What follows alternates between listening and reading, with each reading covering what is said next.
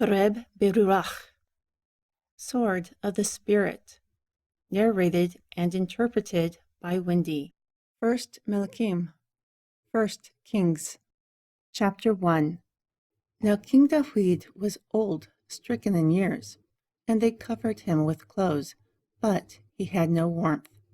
For this reason his servants said to him, Let a young virgin be sought for my lord the king, and let her stand before the king, and let her cherish him, and let her lie in your bosom, so that my lord the king may get heat.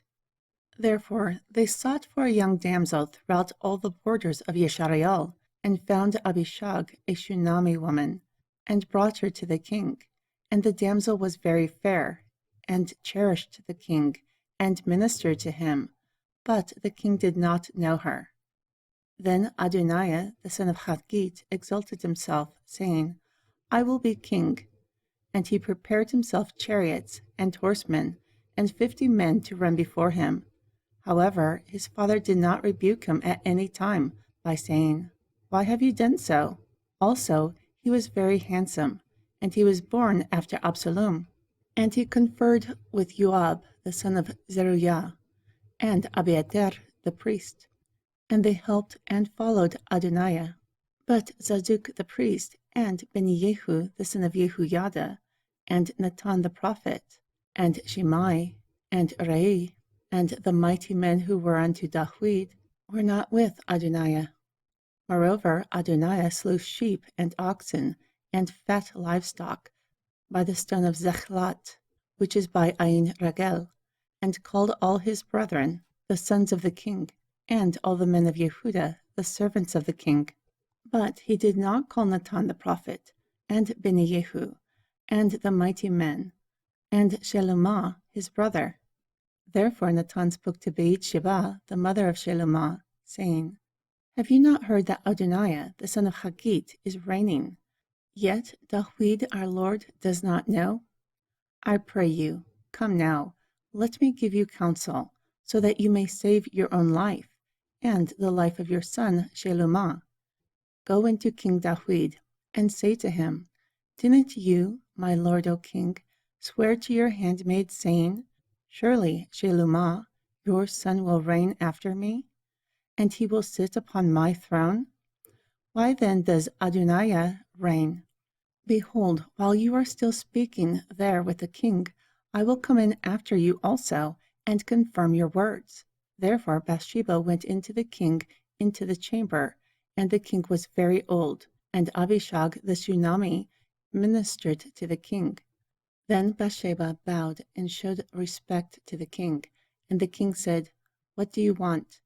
And she said to him, My lord, you swore by Yahweh, your Elohim, to your handmaid, Surely Shelomah, your son, will reign after me, and he will sit upon my throne. And now, behold, Adoniah reigns. And now, my lord the king did not know. Also he has slain oxen and fat livestock and sheep in abundance, and has called all the sons of the king, and Abiathar the priest, and Joab the captain of the army. Yet Shelomah your servant he was not called. And you, my lord, O king, the eyes of all Yeshareal are upon you, so that you will tell them who will sit on the throne of my lord the king after him. Otherwise it will come to pass, when my lord the king will sleep with his fathers, that my son Shelomah and I will be considered offenders. And behold, while she still spoke with the king, Nathan the prophet came in also. And they told the king, saying, Behold, Nathan the prophet. And when he had come in before the king, he bowed himself before the king with his face to the ground. And Nathan said, My lord, O king, have you said Adoniah will reign after me, and he will sit upon my throne? For he has gone down today, and has slain oxen and fat livestock, and sheep in abundance, and has called all the sons of the king, and the captains of the army, and Abiathar the priest. And behold, they eat and drink before him, and say, Elohim save King Adoniah. But he did not call me, your servant, nor Zakdug the priest, nor Beni-Yehu, the son of Yehoiada. nor your servant Shelomah. Has this been done by my lord the king? And you have not showed it to your servant, who will sit on the throne of my lord the king after him? Then King Dawid answered and said, Call Bathsheba to me. Therefore she came into the presence of the king, and stood before the king. And the king swore and said, As Yahuwah lives, who has redeemed my soul out of all distress, even as I swear to you by Yahuwah Elohim of Yisrael, saying, Surely Shelomah, your son, will reign after me, and he will sit upon my throne in my stead. Surely I will do this today. Then Bathsheba bowed her face to the earth, and did reverence to the king, and said, Let my lord King Dawid live forever. And King Dawid said, Call Zadok the priest, and Nathan the prophet, and Benayehu the son of Jehoiada to me. Therefore they came before the king. And the king said to them, Take the servants of your lord with you. Then have Shelomah, my son, ride upon my own mule, and bring him down to Gihon. Then there let Zadok the priest and Nathan the prophet anoint him king over Yisrael. Then blow with the trumpet, and say, Elohim save King Shelomah. Then you will come up after him, so that he may come and sit upon my throne, for he will be king in my stead, and I have appointed him to be ruler over Yisrael and over Yehuda. Therefore Benayehu the son of Jehoiada answered the king and said, Amen. Yahuwah Elohim of my lord the king say so. Like Yahuwah has been with my lord the king, even so may he be with Shelomah, and make his throne greater than the throne of my lord the king Dawid. Then Zadok the priest, and Nathan the prophet, and Benayehu the son of Jehoiada, and the Kereti and the Peleti went down, and caused Shelomah to ride upon the king's mule, and brought him to Gihon. Furthermore, Zadok the priest took a horn of oil out of the tabernacle, and anointed Shelomah, and they blew the trumpet. And all the people said, Elohim save King Shelomah. And all the people came up following him, and the people piped with pipes, and rejoiced with great joy, so that the earth quaked by their sound. Moreover, Adoniah and all the guests who were with him heard it, as they finished eating. And when Joab heard the sound of the trumpet, he asked, Why is the noise of the city being in an uproar? And while he still spoke, behold, Jehonatan the son of Abiathar the priest came. And Adoniah said to him, Come in, for you are a valiant man, and bring good news. Then Jehonatan answered and told Adoniah, Truly our lord the king has made Shelomah king, and the king has sent Zadok the priest, and Nathan the prophet, and Benayehu the son of Jehoiada, and the Kereti, and the Peleti with him, and they have made him to ride upon the king's mule. Also Zadok the priest and Nathan the prophet have anointed him king in Gihon, and they are coming up from the rejoicing, so that the city rang again. This is the noise that you heard. Furthermore, Shelomah sits upon the throne of the kingdom. Moreover, the servants of the king came to endow our lord the king, saying, Elohim make the name of Shelomah better than your name, and make his throne greater than your throne. And the king bowed himself upon the bed. Also the king said this, Endowed is Yahuwah Elohim of Yisrael, who has given one to sit on my throne today, with my eye seeing it. Then all the guests who were with Adoniah became afraid, and rose up, and each man went his way. Moreover, Adoniah feared because of Shelomah, and rose up, and went, and caught hold on the horns of the altar. And it was told to Shelomah, saying, Behold, Adoniah fears King Shelomah. For behold, he has caught hold of the horns of the altar, saying, Let King Shelomah swear to me today that he will not slay his servant with the sword. Therefore Shelomah said, If he shows himself to be a worthy man, a hair of his head will not fall to the earth. But if wickedness is found in him, he will die. Then King Shelomah sent, and they brought him down from the altar. And he came and bowed himself to King Shelomah. And Shelomah said to him, Go to your house. Chapter 2. Now the days of Dawid drew near, so that he would die. And he charged Shelumah his son, saying, I will go the way of all the earth. Therefore be strong, and show yourself a man, and keep the charge of Yahweh your Elohim, to walk in his ways, to keep his customs, and his commandments, and his judgments, and his testimonies, like it is written in the teaching of Moshe, so that you may prosper in all that you do, and wherever you turn, so that Yahweh may continue his word that he spoke concerning me, saying, If your children take heed to their way, and walk before me in truth with all their heart and with all their soul, a man of yours will not fail on the throne of Yeshariel. Furthermore, you know what Joab, the son of Zeruiah, did to me, what he did to the 2 captains of the armies of Yeshariel, to Abiner, the son of Ner, and to Ashama, the son of Yeter, whom he slew, and shed the blood of war during peacetime. Therefore the blood of war is placed upon his girdle that is around his loins, and in his shoes that are on his feet. So do according to your wisdom, and do not let his gray hair go down to the grave in peace. Moreover, show kindness to the sons of Barzillai, the Gileadi, and let them be of those who eat at your table. For this reason, they came to me when I fled because of Absalom, your brother. And behold, with you is Shimei, the son of Gera, a Benjamini of Bachrim, who grievously cursed me on the day that I went to Maknaam. But he came down to meet me at Yarden, and I swore to him by Yahweh, saying, I will not put you to death with the sword. Now do not hold him guiltless, for you are a wise man, and know what you ought to do to him. But why bring down his gray head to the grave with blood? Thus Dawid slept with his fathers, and was buried in the city of Dawid. And the days that Dawid reigned over Yeshariel were 40 years. 7 years he reigned in Hebron, and 33 years he reigned in Jerusalem. Then Shelumah sat upon the throne of Dawid his father, and his kingdom was established greatly.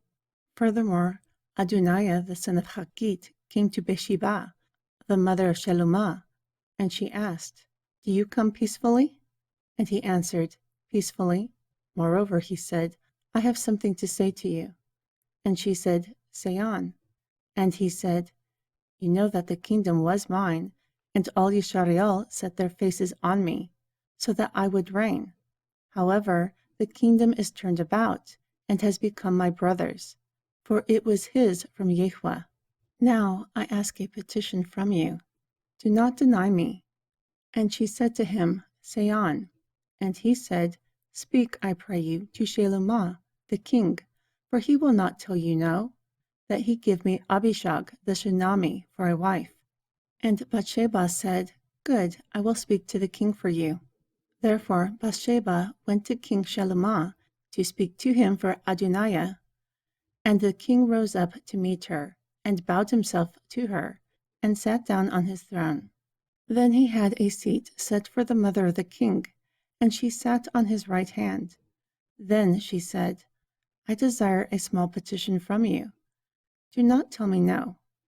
And the king said to her, Ask on, my mother, for I will not tell you no.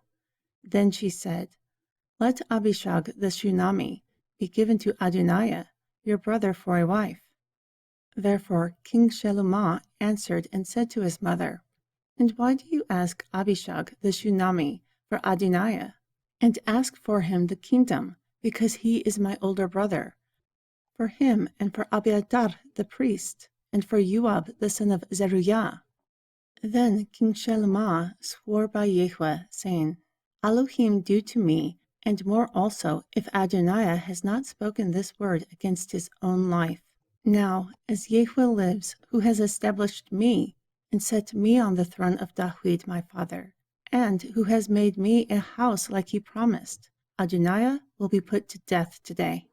Then Shelumah sent by the hand of Beni-Yehu, the son of Yehoiada, and he fell upon him, so that he died.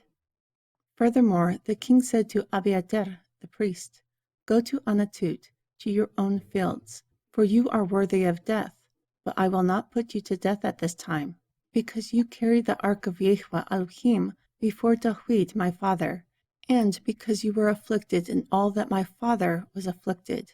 Therefore Shalomah threw out Abiathar from being priest unto Yahweh, so that he might fulfill the word of Yahweh, which he spoke concerning the house of Ali in Shilah.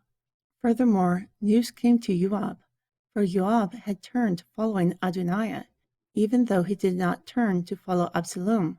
And Joab fled to the tabernacle of Yahweh, and caught hold on the horns of the altar. And it was told to King Shalomah that Joab had fled to the tabernacle of Yahweh, and was seen by the altar. Then Shalomah sent Beni-Yehu, the son of Yehoiada, saying, Go fall upon him. Therefore Beni-Yehu came to the tabernacle of Yahweh, and said to him, Thus saith the king, Come forth. However, he said, No, but I will die here. Then Beni-Yehu brought the king word again, saying, I said this to Joab, and this he answered me. Therefore the king said to him, Do as he has said, and fall upon him, and bury him, so that you may take away the innocent blood which Joab shed from me and from the house of my father. Therefore Yahweh will return his blood upon his own head, who fell upon 2 men more righteous and better than him, and slew them with a sword without the knowledge of my father David, Abiner the son of Ner, captain of the army of Yeshariel, and Amasha the son of Yeter, captain of the army of Yehuda. Therefore their blood will return upon the head of Joab, and upon the head of his seed forever.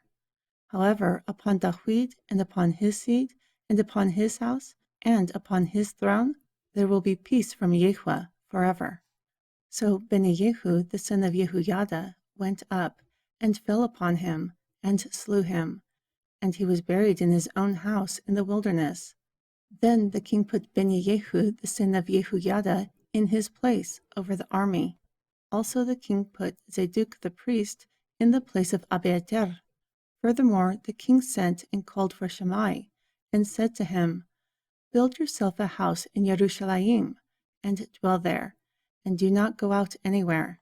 For it will be, on the day you go out and pass over the brook Kidron, you will know for certain that you will surely die. Your blood will be upon your own head. And Shimei said to the king, The saying is good, as my lord the king has said, so your servant will do. Therefore Shimei dwelt in Jerusalem many days. And it came to pass at the end of 3 years, 2 of the servants of Shimei ran away to Achish, son of Maacah, king of Gat. And they told Shimei, saying, Behold, your servants are in Gat. Therefore Shimei arose and saddled his ass, and went to Gat, to Achish, to seek his servants. And Shimei went and brought his servants from Gat. Moreover, it was told to Shalomah that Shimei had gone to Jerusalem to Gat, and had come again. Therefore the king sent and called Shimei, and said to him, Did I not make you to swear by Yahweh, and protested to you, saying, Know for a certain, on the day that you go out, and walk abroad anywhere, that you will surely die?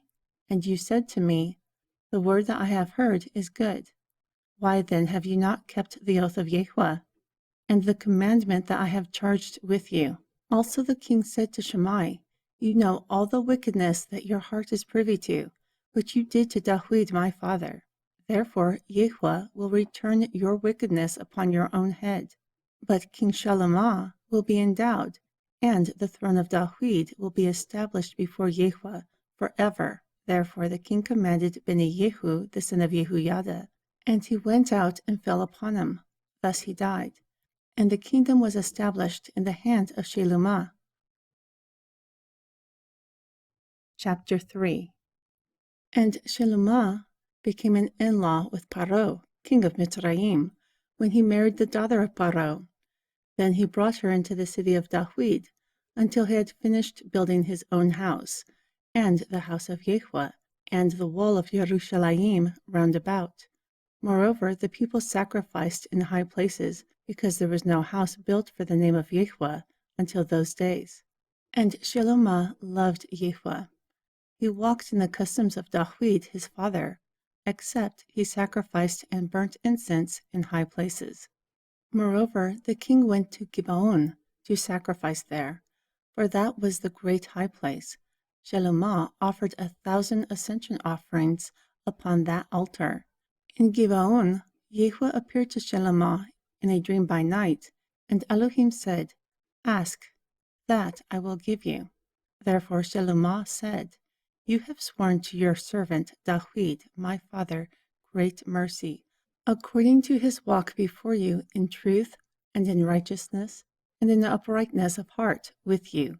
And you have kept this great kindness for him, that you have given him a son to sit on his throne as today. And now, O Yahweh, my Elohim, you have made your servant king instead of my father Dawid. Yet I am a little child. I do not know how to go out or come in. And your servant is in the midst of your people, who you have chosen, a great people that cannot be numbered nor counted for multitude. Therefore give your servant an understanding heart to judge your people, so that I may discern between good and bad. For who is able to judge them, your very great people?" And the speech pleased Adonai, that Shelomah had asked this thing. Therefore Elohim said to him, "Because you have asked this thing, and have not asked a long life for yourself, nor have you asked riches for yourself, nor have you asked the life of your enemies. Instead, you asked for understanding so that you can discern justice. Behold, I will do according to your words. Behold, I will give you a wise and understanding heart, such that there is none like you. Before you, nor after you, will anyone arise like you. Also, I have given you that which you have not asked, both riches and honor, so that there will not be any among the kings like you all your days." Then Shelomah awoke, and behold, it was a dream. Moreover, he came to Jerusalem and stood before the ark of the covenant, and he offered up ascension offerings, and offered sacrifices of restoration, and made a feast for all of his servants. Furthermore, 2 immoral women came there to the king, and they stood before him. And a woman said, "O my lord, this woman and I dwell in the house, and I delivered a child with her in the house. And it came to pass the 3rd day after I had delivered, that this woman was delivered also, and we were together. There was no unauthorized with us in the house, only the both of us were in the house. And this woman's child died during the night, because she laid upon him. However, she arose at midnight and took my son from beside me. Furthermore, while your handmaid slept, then she laid him in her bosom. But her dead child was laid in my bosom. And when I arose in the morning to nurse, behold, it was dead. But when I considered him in the morning, behold, it was not my son who I bore." And the other woman said, "No, but the living is my son, and the dead is your son." Then I responded to this, "No, but the dead is your son, and the living is my son." This they spoke before the king. Therefore the king said, "One says, 'This is my son that lives, and your son is dead.' And the other says, 'No, but your son is the dead, and my son is the living.'" Then the king said, "Bring me a sword." Therefore they brought a sword before the king. Then the king said, "Divide the living child in 2, and give half to one, and the other half to the other." Then the woman, of whom the living child belonged, spoke to the king, for her bowels yearned upon her. And she said, "O my lord, give her the living child, and by no means kill it." But the other woman said, "Let it not be hers nor mine. Divide it." Therefore the king answered and said, "Give her the living child, and do not slay it. She is the mother of it." And all Yisrael heard of the judgment which the king judged, and they revered the ruling of the king, for the wisdom of Elohim was in him to do justice. Chapter 4. And it came to pass that King Shelomah was king over all Yisrael. And these were the captains who he had. Azaryehu, the son of Zadok, was the priest. Alichareb and Achiah, the sons of Shisha, were scribes. Yehushapath, the son of Achilud, was the recorder. And Beniyehu, the son of Yehuyada, was over the army. And Zadok and Abiathar were the priests. And Azaryehu, the son of Natan, was over the officers.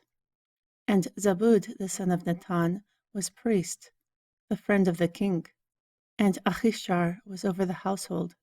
And Adam Yaram, the son of Abda, was over the tribute.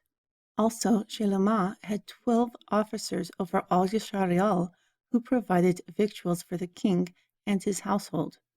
For a month of the year, each one made provisions. And these are their names, the sons of Hur in Mount Ephraim, and Ben-Dekar in Makatz, and in Sha'albim, and Beit Shemesh, and Ailun Beit Hanan, Ben Chesed in Arubath. Belonging to him was Sheko, and all the land of Geber, Ben Abinadab, and all the region of Dar, who had Thabat, the daughter of Shelomah, for a wife, Baana, the son of Achilud, of Tahanak, and Megiddo, and all Beit Shean, which is by Zartan, beneath Yisrael, from Beit Shean to Habel Mechua, to beyond Yaknaam, Ben Geber, in Ramat of Gilead. Belonging to him was the towns of Ye'er, the son of Menashe, which are in Gilead. Belonging to him was the region of Argub, which is in Bashan, 60 great cities with walls and bronze bars. Achinadab, the son of Aida, had Machnaam. Achimat was in Naphtali. He took Bashmat, the daughter of Shelomah, for a wife also. Baana, the son of Hushai, was in Asher and in Alut. Yehushapath, the son of Baruch, in Yeshakar. Shimei, the son of Allah, in Binyamin. Geber, the son of Auri, was in the country of Gilead, the country of Sichon, king of the Amori, and Aug, king of Bashan, and he was the only officer who was in the land. Yehuda and Yeshariel were many, like the sand which is by the sea, in multitude, eating and drinking and making merry. And Shelomah reigned over all the kingdoms from the river to the land of the Pelishtim, and to the border of Mitzrayim. They brought presents and served Shelomah all the days of his life. And the provisions of Shelomah for one day were 30 measures of fine flour, and 60 measures of meal, 10 fat oxen, and 20 oxen out of the pastures, and 100 sheep, besides harts and roebucks and wild deer and fattened fowl. For he had dominion over the entire region on this side of the river, from Tipsach even to Aza, over all the kings on this side of the river, and he had peace on all sides around him. Therefore Yehuda and Yeshariel dwelt safely, every man under his vine, under his fig tree, from Dan even to Be'er Sheba, all the days of Shelomah. And Shelomah had 40,000 stalls of horses for his chariots, and 12,000 horsemen. And those officers provided victuals for King Shelomah, and for all who came to the table of King Shelomah, each man during his month. He lacked nothing. Also barley and straw for the horses and camels. He brought them to the place that was named, every man according to his charge. And Elohim gave Shelomah a great amount of wisdom and understanding, and largeness of heart, even as the sand that is on the seashore. Therefore the wisdom of Shelomah excelled the wisdom of all the children of the east country, and all the wisdom of Mitzrayim, for he was wiser than all Adam, than Aitan the Azraki, and Heman, and Kalkal, and Darda, the sons of Mahal. Furthermore, his fame was in all nations round about. And he spoke 3,000 proverbs, and he had 1,500 songs. And he spoke about the trees, from the cedar trees that were in Lebanon, even to the hyssop that sprang out of the wall. Also he spoke about beasts and fowl and creeping things and fishes. And all the people from all the kings of the earth who had heard of his wisdom came to hear the wisdom of Shelomah. Chapter 5. And Hiram, king of Tsur, sent his servants to Shelomah, for he heard that they anointed him king in place of his father. For Hiram loved Dawid forever. And Shelomah sent to Hiram, saying, You know how that Dawid my father could not build a house for the name of Yahweh his Elohim, because of the wars that were around him on every side, until Yahweh put them under the soles of his feet. But now Yahweh my Elohim has given me rest on every side, neither adversary nor bad occurrence. Therefore, behold, I propose to build a house for the name of Yahweh my Elohim, as Yahweh spoke to Dawid my father, saying, Your son, whom I will set upon your throne in your place, he will build a house for my name. Now therefore command that they cut cedar trees for me out of Lebanon, and my servants will be with your servants, and to you I will give wages for your servants according to all that you appoint. For you know that there is none among us who are skilled at cutting timber like the Zidonim.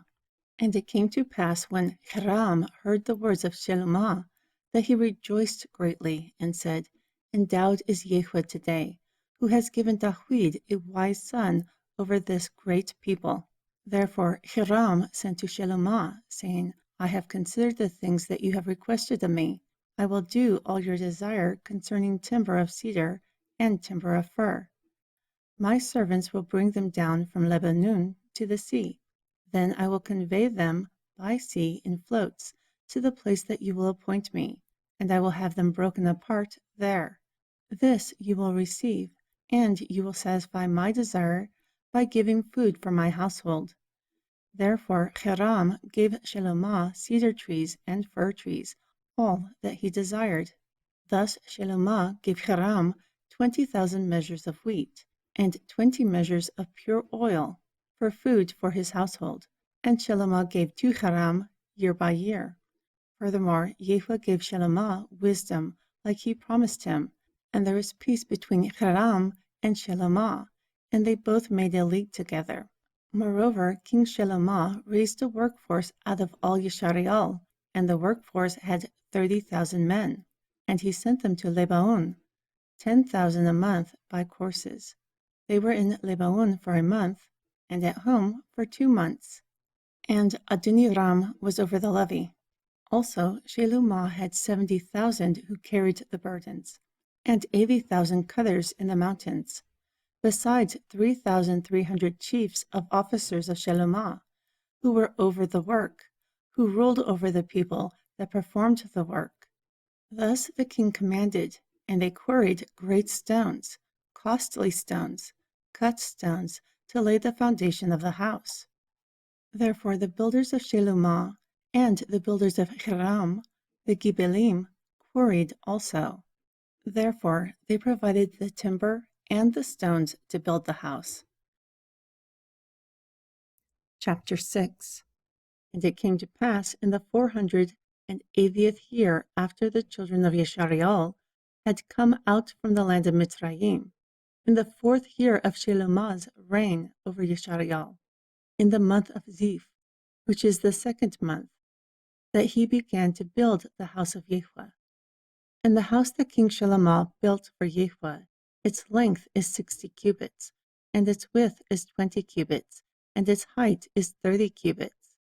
And the porch in front of the temple of the house, its length is 20 cubits of the width of the front of the house. Its width is 10 cubits on the front of the house. Also he made narrow window frames for the house. And he built a couch against the wall of the house, the walls of the house round about, of the temple and of the oracle. Also he made side chambers round about. The lowest chamber was 5 cubits wide, and the middle was 6 cubits wide, and the third was 7 cubits wide. For outside of the house he made narrow rests round about, so that the beams would not be fastened in the walls of the house. And the house, when it was being built, was built of stone that was prepared before it was brought there, so that there was neither hammer nor axe. No iron tools were heard in the house while it was being built. The door for the middle chamber was in the right side of the house, and they went up by winding stairs into the middle, and out of the middle into the third. Then he built the house and finished it, and covered the house with cedar beams and boards. And he built chambers against the entire house, 5 cubits high, and they rested on the house with cedar timber. And the word of Yahweh came to Shelomah, saying, This house which you are building, if you will walk in my customs, and execute my judgments, and keep all my commandments to walk in them, then I will perform my word with you, which I spoke to David your father. And I will dwell among the children of Yeshariel, and will not forsake my people Yeshariel. Therefore Shelomah built the house and finished it. And he built the interior walls of the house with cedar boards, both the floor of the house and the walls of the ceiling. He covered the inside with wood, and covered the floor of the house with planks of fir. And he built 20 cubits on the sides of the house, both the floor and the walls with cedar boards. Also he built for the interior to the oracle, unto the Holy of Holies. And the house which is the temple before it was 40 cubits. And the interior cedar of the house was carved with knops and with open flowers, all cedar. There was no stone seen. And the oracle within the house, there he prepared to set the ark of the covenant of Yahweh. And before the oracle was 20 cubits in length, and 20 cubits in breadth, and 20 cubits in width, and 20 cubits in height. And he overlaid it with pure gold. Also he overlaid the cedar altar. Thus Shelomah overlaid the interior of the house with pure gold. And he made a partition by the chains of gold before the oracle, and he overlaid it with gold. And he overlaid the entire house with gold, until he had finished the entire house. Also the entire altar that was by the oracle he overlaid with gold. And within the oracle he made 2 cherubim of olive trees, 10 cubits high, and one wing of the cherub is 5 cubits. Also the other wing of the cherub is 5 cubits. From the othermost part of the one wing to the othermost part of the other is 10 cubits, and the other cherub was 10 cubits. Both of the cherubim are of the same measure and same size. The height of one cherub is 10 cubits. So too is the other cherub. Furthermore, he set the cherubim within the inner house, and they stretched forth the wings of the cherubim, so that the wing of the one touched a wall, and the wing of the other cherub touched the other wall. Also their wings touched one another in the middle of the house. And he overlaid the cherubim with gold. And he carved all the walls of the house round about with carved figures of cherubim, and palm trees, and open flowers, inside and outside. And the floor of the house was overlaid with gold, inside and outside. And for the entrance of the oracle, he made doors of olive tree. The lintel side posts were a 5th part. Also the 2 side doors were olive tree. And he carved upon them carvings of cherubim, and palm trees, and open flowers, and overlaid them with gold, and spread gold upon the cherubim and upon the palm trees. Also he made the doorposts of the temple of olive tree, a 4th part of the wall. But the 2 doors were of fir tree.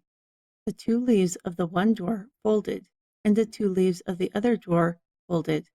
And he carved cherubim and palm trees and open flowers on it, and covered them with gold fitted upon the carved work. And he built the inner court with 3 rows of cut stone, and a row of cedar beams. In the 4th year the foundation of the house of Yahweh was laid, in the month of Ziph. Moreover, in the 11th year, in the month of Bul, which is the 8th month, the house was finished throughout all of its parts, and according to all of its fashion. Therefore he was building it for 7 years. Chapter 7. And Shalomah built his own house for 13 years. Then he finished all his house. He built the house from the wood of Lebanon also.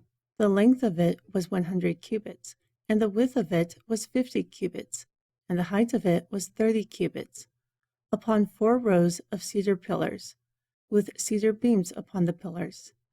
And it was covered with cedar above the beams that laid on the 45 pillars, 15 in a row. And there were 3 rows of windows, and a window faced a window in 3 ranks. And all the doors and posts were square, with the windows, and the windows were opposite the windows in 3 ranks. And he made a pillar porch. The length of it was 50 cubits, and the width of it 30 cubits. And the porch was before them. Also the other pillars and the thick beam were before them.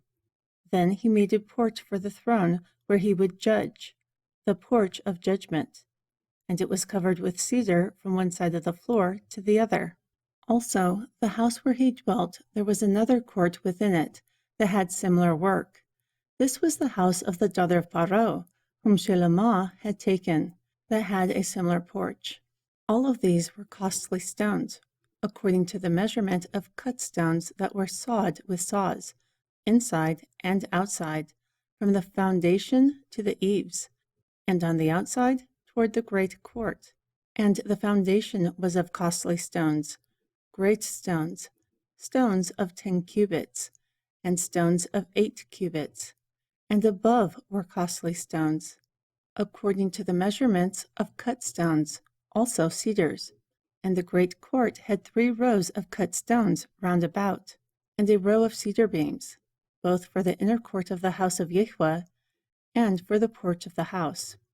Furthermore, King Shalomah sent and fetched Hiram out of Zur. He was a widow's son of the tribe of Naphtali, and his father was a man of Zur, a bronze worker. And he was filled with wisdom and understanding, and skilled to do all bronze work. Therefore he came to King Shalomah and crafted all his work. For he cast 2 bronze pillars, each were 18 cubits high, and a 12-cubit line encompassed around each of them.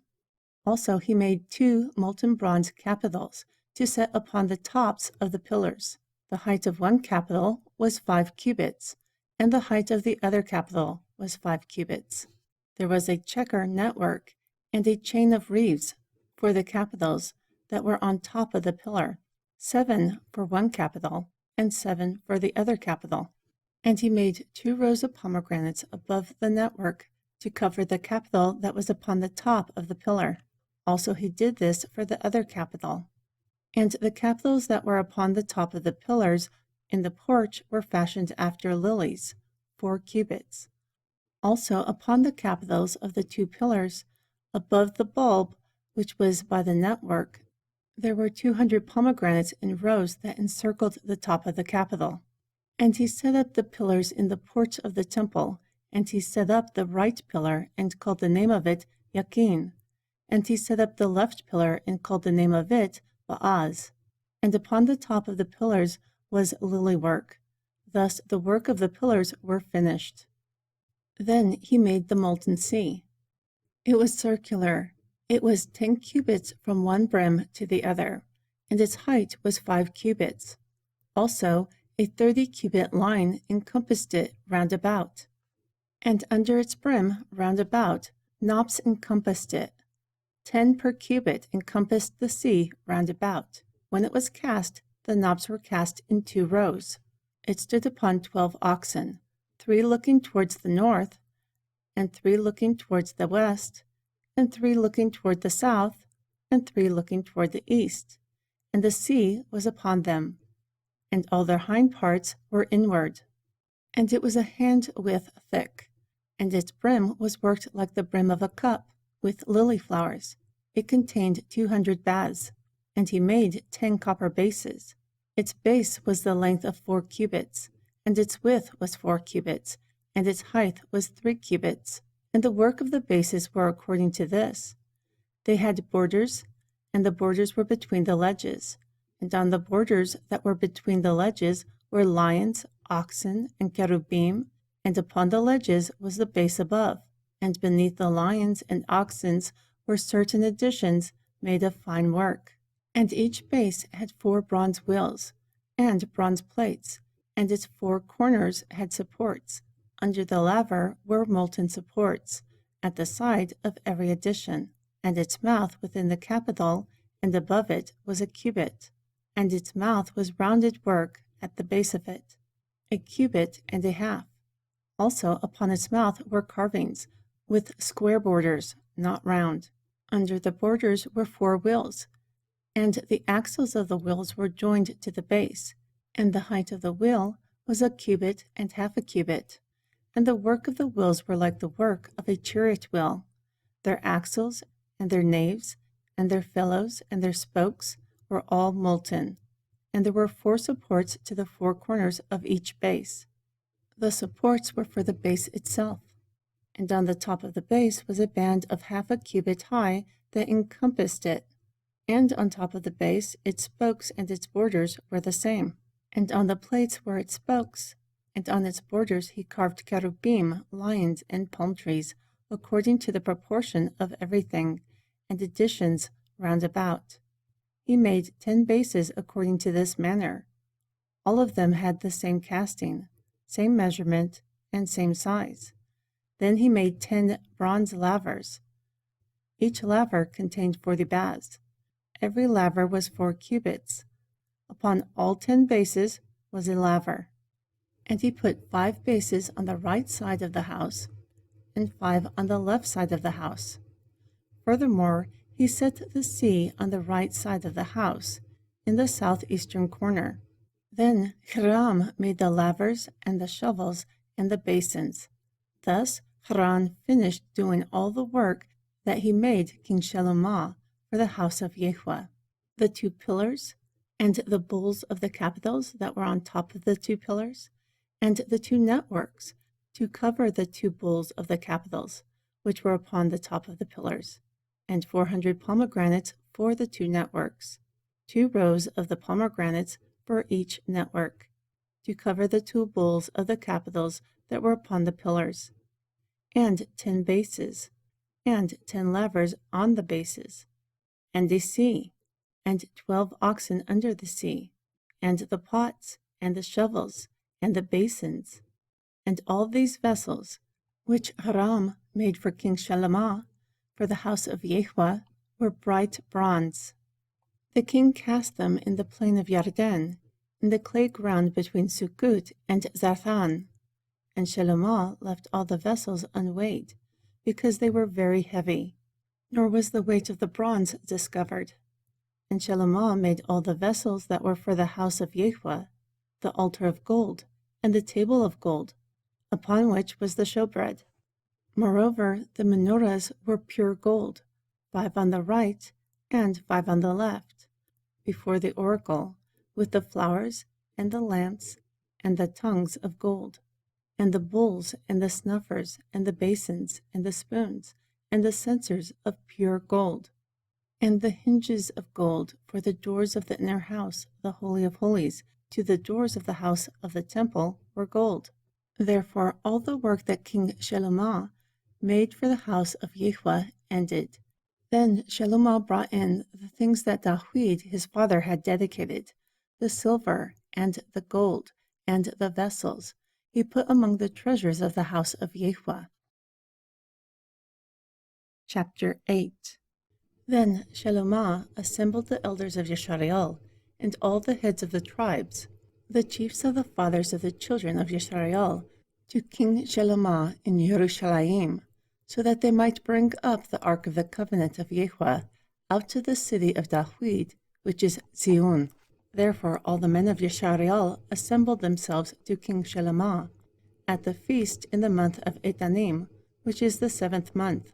And all the elders of Yisrael came, and the priests took up the ark. And they brought up the ark of Yahweh and the appointed tabernacle, and all the holy vessels that were in the tabernacle, even those the priests and the Levim brought up. Then King Shalomah and the entire congregation of Yisrael, who were assembled to him, were with him before the ark, sacrificing sheep and oxen. that could not be told nor numbered for multitude.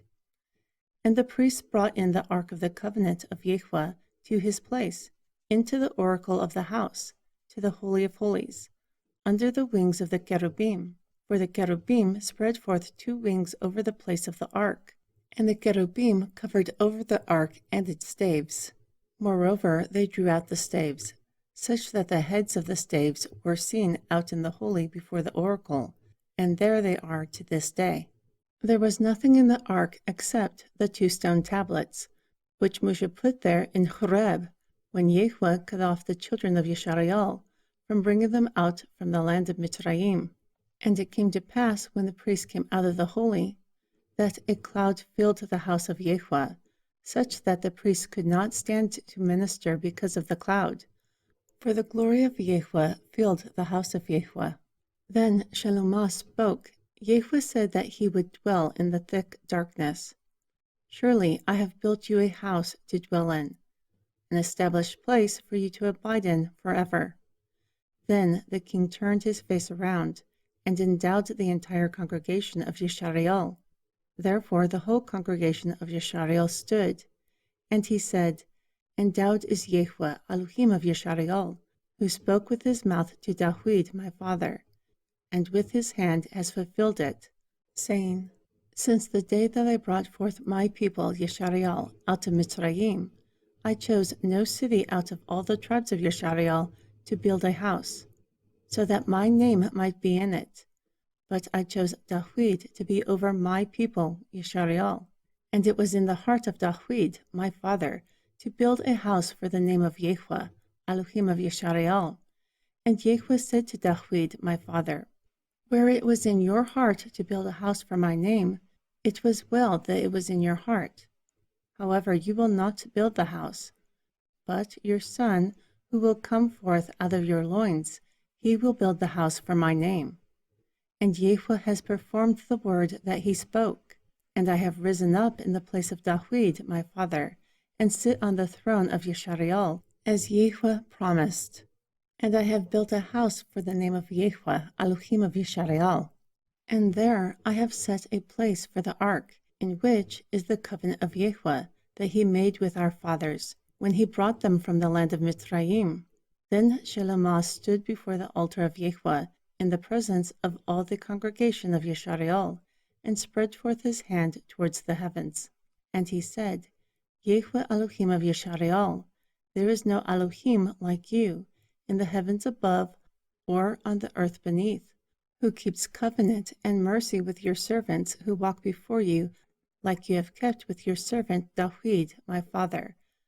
Also you spoke with your mouth, and have fulfilled with your hand, like today. Now, Yahweh Elohim of Yisrael, keep with your servant David, my father, what you promised him, saying, A man will not fail unto you from sitting on the throne of Yisrael before me, if your children take heed to their way, so that they walk before me, like you have walked before me. And now, O Elohim of Yisrael, let your word, I pray you, be verified, which you spoke to your servant David, my father. For Elohim dwells on the earth. Behold, the heavens and the heavens of the heavens cannot contain you. How much less this house that I have built? Yet you regard to the prayer of your servant, and to his supplication, O Yahweh my Elohim, to hearken to the cry and to the prayer which your servant prays before you today, that your eyes may be opened toward this house night and day, toward the place of which you have said, My name will be there, that you may hearken to the prayer which your servant will make towards this place. And you hearken to the supplication of your servant and of your people, Yisrael, when they prayed toward this place, and you hear in the heavens, your dwelling place. And when you hear, forgive. If any man trespasses against his neighbor, and an oath is laid upon him to cause him to swear, and the oath comes before your altar in this house, then you will hear in the heavens, and do, and judge your servants, condemning the wicked, to bring his way upon his head, and justify the righteous, to give him according to his righteousness. When your people, Yeshariel, are smitten down before the enemy, because they have sinned against you, and will turn again to you, and confess your name, and pray, and make supplication to you in this house, then you will hear in the heavens, and forgive the sin of your people Yeshariel, and bring them again to the Adamah, which you gave their fathers. When the heavens are shut up, and there is no rain, because they have sinned against you, if they pray towards this place, and confess your name, and turn from their sin, when you have afflicted them, then you will hear in the heavens, and forgive the sin of your servants, and of your people Yeshariel. For you taught them the good way in which they will walk, and you will give rain upon your land, which you have given to your people for an inheritance. If there is famine in the land, if there is pestilence, blasting, mildew, locusts, if there is a caterpillar, if their enemy besiege them in the cities of their land, whatever plague, whatever sickness, whatever prayer or supplication is made by any Adam, by all your people, Yeshariel, every man who knows the plague of his own heart, and spreads forth his hand towards this house, then it will be heard in the heavens, your dwelling place, and you will do and give to every man according to his ways, whose heart you know, for you alone know the hearts of all the children of Adam, so that they may revere you all the days that they live in the Adamah, which you gave to their fathers. Moreover, concerning the foreigner who is not of your people, Yeshariel, yet comes out from a far country for your name's sake, for they will hear of your great name, and of your strong hand, and of your outstretched arm, when he comes and prays towards this house. You will hear in the heavens, your dwelling place, and do according to all the foreigner calls for you to do, so that all the people of the earth may know your name, to revere you, as do your people, Yeshariel, and that they may know that this house which I have built is called by your name. If your people go out to battle against their enemy, wherever you will send them, and they pray unto Yahweh towards the city which you have chosen, and the house that I have built for your name, then you will hear in the heavens their prayer and their supplication, and maintain their cause. If they sin against you, for there is no Adam who does not sin, and you are angry with them and deliver them to the enemy, such that they are carried away as captives to the land of the enemy, near or far. If, in the land where they were carried captives, they return to themselves, and repent, and make supplication to you in the land of those who carried them as captives, saying, We have sinned and have done perversely, we have committed wickedness, and they return to you with all their heart and with all their soul, in the land of their enemies, which you led them away captive, and pray to you toward their land, which you gave to their fathers, the city which you have chosen, and the house which I have built for your name. Then you will hear their prayer and their supplication in the heavens, your dwelling place, and maintain their cause.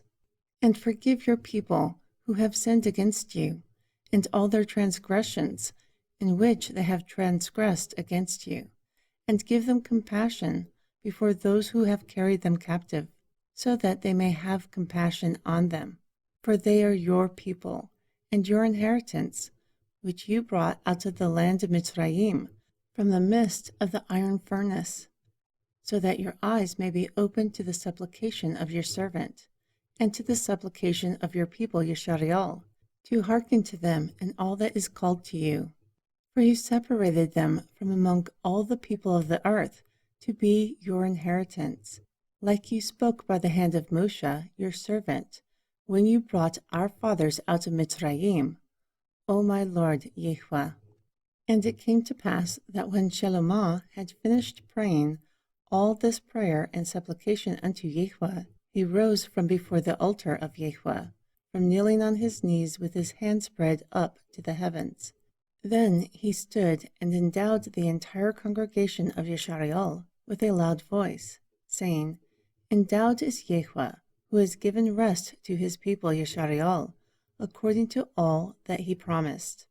Not one word has failed of all his good promise, which he promised by the hand of Moshe, his servant. Yahweh our Elohim is with us, like he was with our fathers.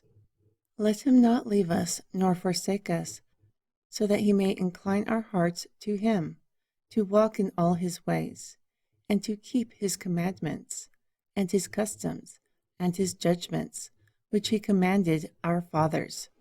And let these my words, which I have made supplication before Yahweh, be near unto Yahweh our Elohim day and night, so that he maintains the cause of his servant, and the cause of his people, Yeshariel, at all times, as the matter requires, so that the people of the earth may know that Yahweh is Elohim, and that there is no other. Therefore, let your hearts be perfect with Yahweh, our Elohim, to walk in his customs, and to keep his commandments as today. Furthermore, the king and all Yeshariel with him offered sacrifices before Yahweh, and Shelomah offered sacrifices of restoration, which he offered unto Yahweh, 22,000 oxen, and 120,000 sheep. Thus the king and all the children of Yeshariel dedicated the house of Yahweh. That same day the king hallowed the middle court that was before the house of Yahweh, for there he offered ascension offerings and memorial offerings, and the fat from the sacrifices of restoration, because the copper altar that was before Yahweh was too little to receive the ascension offerings, and the memorial offerings, and the fat from the sacrifices of restoration. And at that time Shelomah held a feast, and all Yeshariel was with him before Yahweh our Elohim, a great congregation, from the entering in of Hamatz to the river of Mitzrayim, for 7 days and 7 days, 14 days.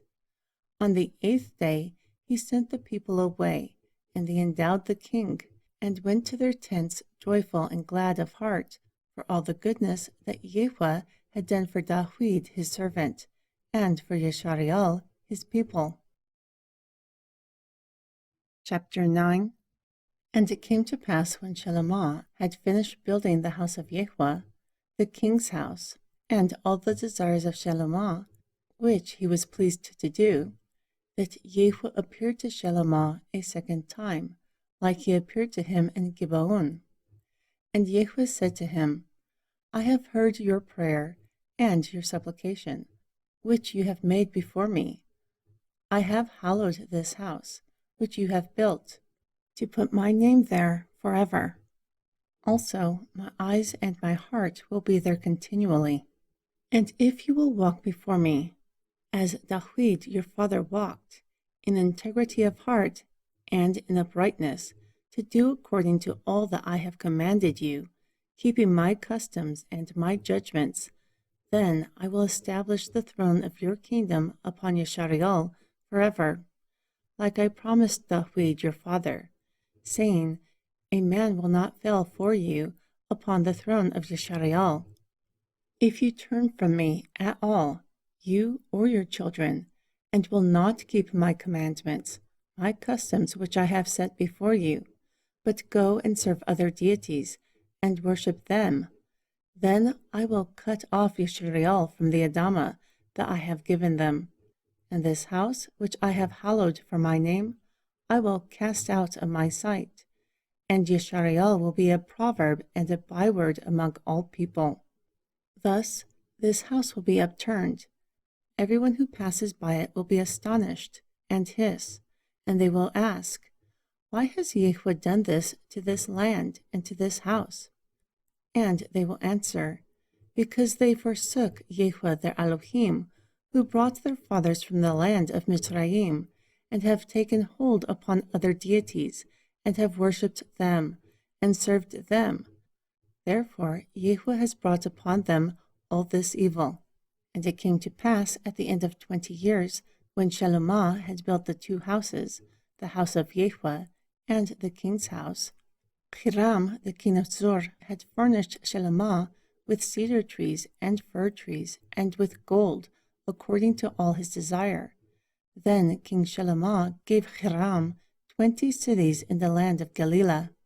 Furthermore, Hiram came out of Tzur to see the cities that Shelemah had given him, but they were not pleasing in his eye. And he asked, "What cities are these that you have given me, my brother?" And he called them the land of Kabul to this day. Then Hiram sent 120 talents of gold to the king, and this was for the workforce that King Shelemah raised to build the house of Yahweh and his own house, and Milah, and the wall of Yerushalayim, and Hatzor, and Megiddo, and Gezer. Paro, king of Mitzrayim, went up and took Gezer, and burnt it with fire, and slain the Canaani who dwelt in the city, and gave it as a present to his daughter, the wife of Shelemah. Then Shelemah built Gezer, and Beit Cheron, the lower, and Baalath, and Tadmar, in the wilderness, in the land, and all the storage cities that Shelemah had, and cities for his chariots, and cities for his horsemen, and that which Shelemah desired to build in Yerushalayim, and in Lebanon, and in all the land of his dominion. All the people who were not the children of Yeshariel, who were left of the Amori, Chiti, Perizi, Hichwi, and Yebusi, their children that were left after them in the land, whom the children of Yeshariel were not able to completely destroy, of them Shelemah raised up a workforce to this day. However, the children of Yeshariel, Shelemah did not make bondmen, but they were men of war, and his servants, and his heads, and his captains, and rulers of his chariots, and his horsemen. These were the chiefs of the officers who were over the work of Shelemah. 550 had authority over the people who labored in the work. Furthermore, the daughter of Paro came up out of the city of Dawid to her house which was built for her. Then he built Milah. And 3 times during a year, Shelemah offered ascension offerings and sacrifices of restoration upon the altar that he built unto Yahweh. Also he burnt incense upon the altar that was before Yahweh.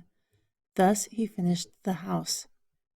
Furthermore, King Shelemah made a navy of ships in Outzion, Geber, which is beside Alut, on the shore of the Sea of Reeds, in the land of Adum. And Hiram sent in the navy his servants, shipmen who had knowledge of the sea, with the servants of Shelemah, and they came to Auber, and fetched 420 talents of gold from there, and brought it to King Shelemah. Chapter 10. And when the queen of Sheba heard the fame of Shelemah concerning the name of Yahweh, she came to prove him with hard questions. Therefore she came to Yerushalayim with a very great train, with camels that bore spices, and a great amount of gold, and precious stones. And when she had come to Shelemah, she communed with him all that was in her heart. And Shelemah answered all her questions. The king did not hide anything that he did not tell her.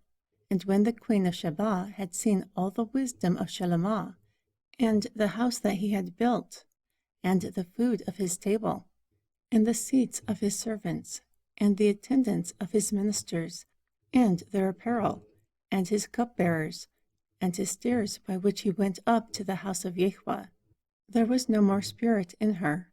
And she said to the king, "The report that I heard in my own land of your acts and your wisdom is true. However, I did not believe the words until I came and my eyes have seen it. And behold, not even half was told to me. Your wisdom and your prosperity exceeds the fame which I heard. Happy are your men, happy are your servants, who stand before you continually, who hear your wisdom. Endowed is Yahweh, your Elohim, who delighted in you, to set you on the throne of Yeshariel, because Yahweh loved Yeshariel forever. Therefore he made you king to do judgment and justice." Moreover, she gave the king 120 talents of gold, and a very large amount of spices and precious stones. Never again had such an abundance of spices come like that which the queen of Sheba gave to King Shelemah.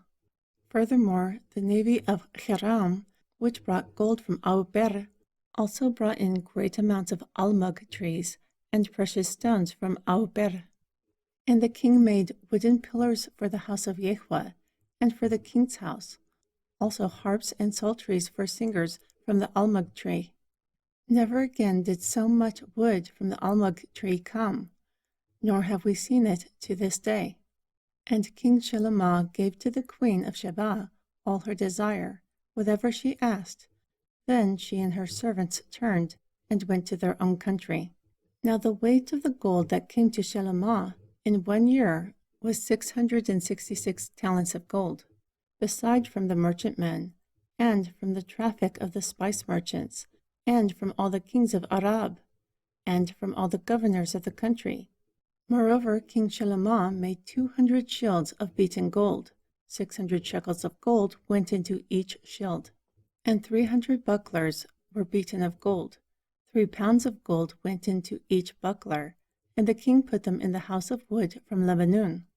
Moreover, the king made a great throne of ivory, and overlaid it with the best gold.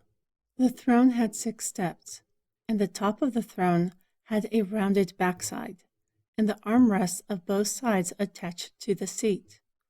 Also 2 lions stood beside the armrests, and upon the 6 steps were 12 lions that stood on the one side and on the other. There was nothing like it made in any kingdom. And all of King Shelemah's drinking vessels were gold. And all the vessels of the house of wood from Lebanon were of pure gold. None were silver. It was not considered valuable during the days of Shelemah. For the king had the navy of Tarshish with the navy of Hiram at sea. Once every 3 years the navy from Tarshish came, bringing gold and silver, ivory and apes and peacocks. Therefore King Shelemah exceeded all the kings of the earth with riches and wisdom, and all the earth sought the presence of Shelemah, to hear his wisdom which Elohim had put in his heart. And of them each man brought from his gifts vessels of silver, and vessels of gold, and garments, and armor, and spices, horses, and mules, promised year by year. Also Shelemah gathered together chariots and horsemen, and he had 1,400 chariots and 1,200 horsemen, which he kept in the chariot cities. Furthermore, the king made silver to be like stones in Jerusalem, and cedars he made to be like sycamore trees, which are in the valley for abundance. And Shelemah had horses brought out of Mitzrayim, and linen yarn. The king's merchants received the linen yarn at a price. Also a chariot came up and went out of Mitzrayim for 600 shekels of silver, and a horse for 150. Therefore, for all the kings of the Hittite and the kings of Aram, they were brought up by their hand. Chapter 11.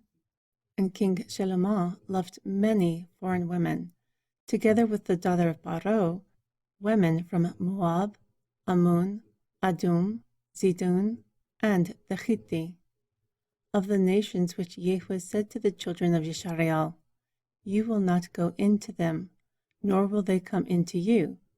Surely they will turn your heart to follow their deities." Shelemah clung to these with love. Furthermore, he had 700 royal wives and 300 concubines, and his wives turned away his heart. And it came to pass, when Shelemah was old, that his wives turned his heart to follow other deities. Therefore his heart was not perfect with Yahweh his Elohim, like the heart of David his father. For Shelemah went after Ashtoreth, the deity of the Zidonim, and after Milcom, the abomination of the Ammon. Therefore Shelemah did evil in the sight of Yahweh, and did not completely follow Yahweh, like David his father. Also Shelemah built a high place for Chemosh, the abomination of Moab. in the hill that is before Yerushalayim, and for Malach, the abomination of the children of Ammon. Moreover, he did the same for all his foreign wives, who burnt incense and sacrificed to their deities. Therefore, Yahweh was angry with Shelomah, because his heart was turned from Yahweh, Elohim of Yeshariel, who had appeared to him twice, and had commanded him concerning this thing, so that he will not go after other deities. But he did not keep that which Yahweh commanded.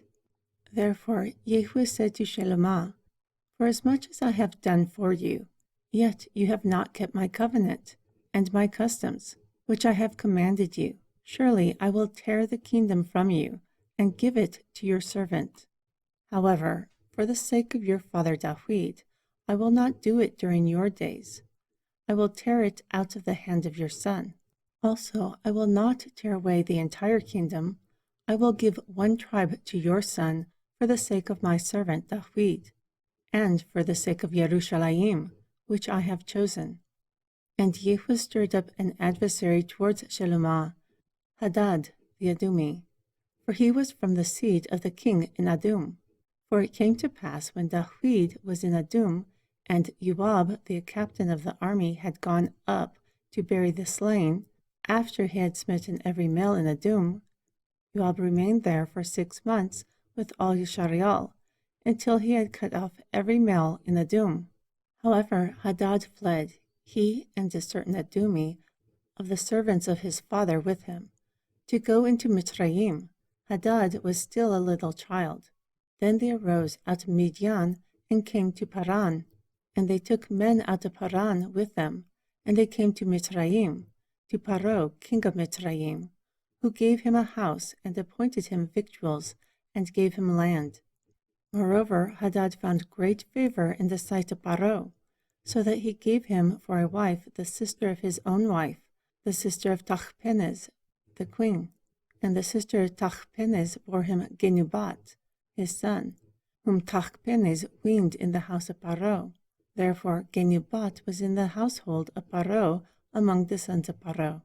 And when Hadad heard in Mitzrayim that David slept with his fathers, and that Joab, the captain of the army, was dead, Hadad asked Paro, "Let me depart, so that I may go to my own country."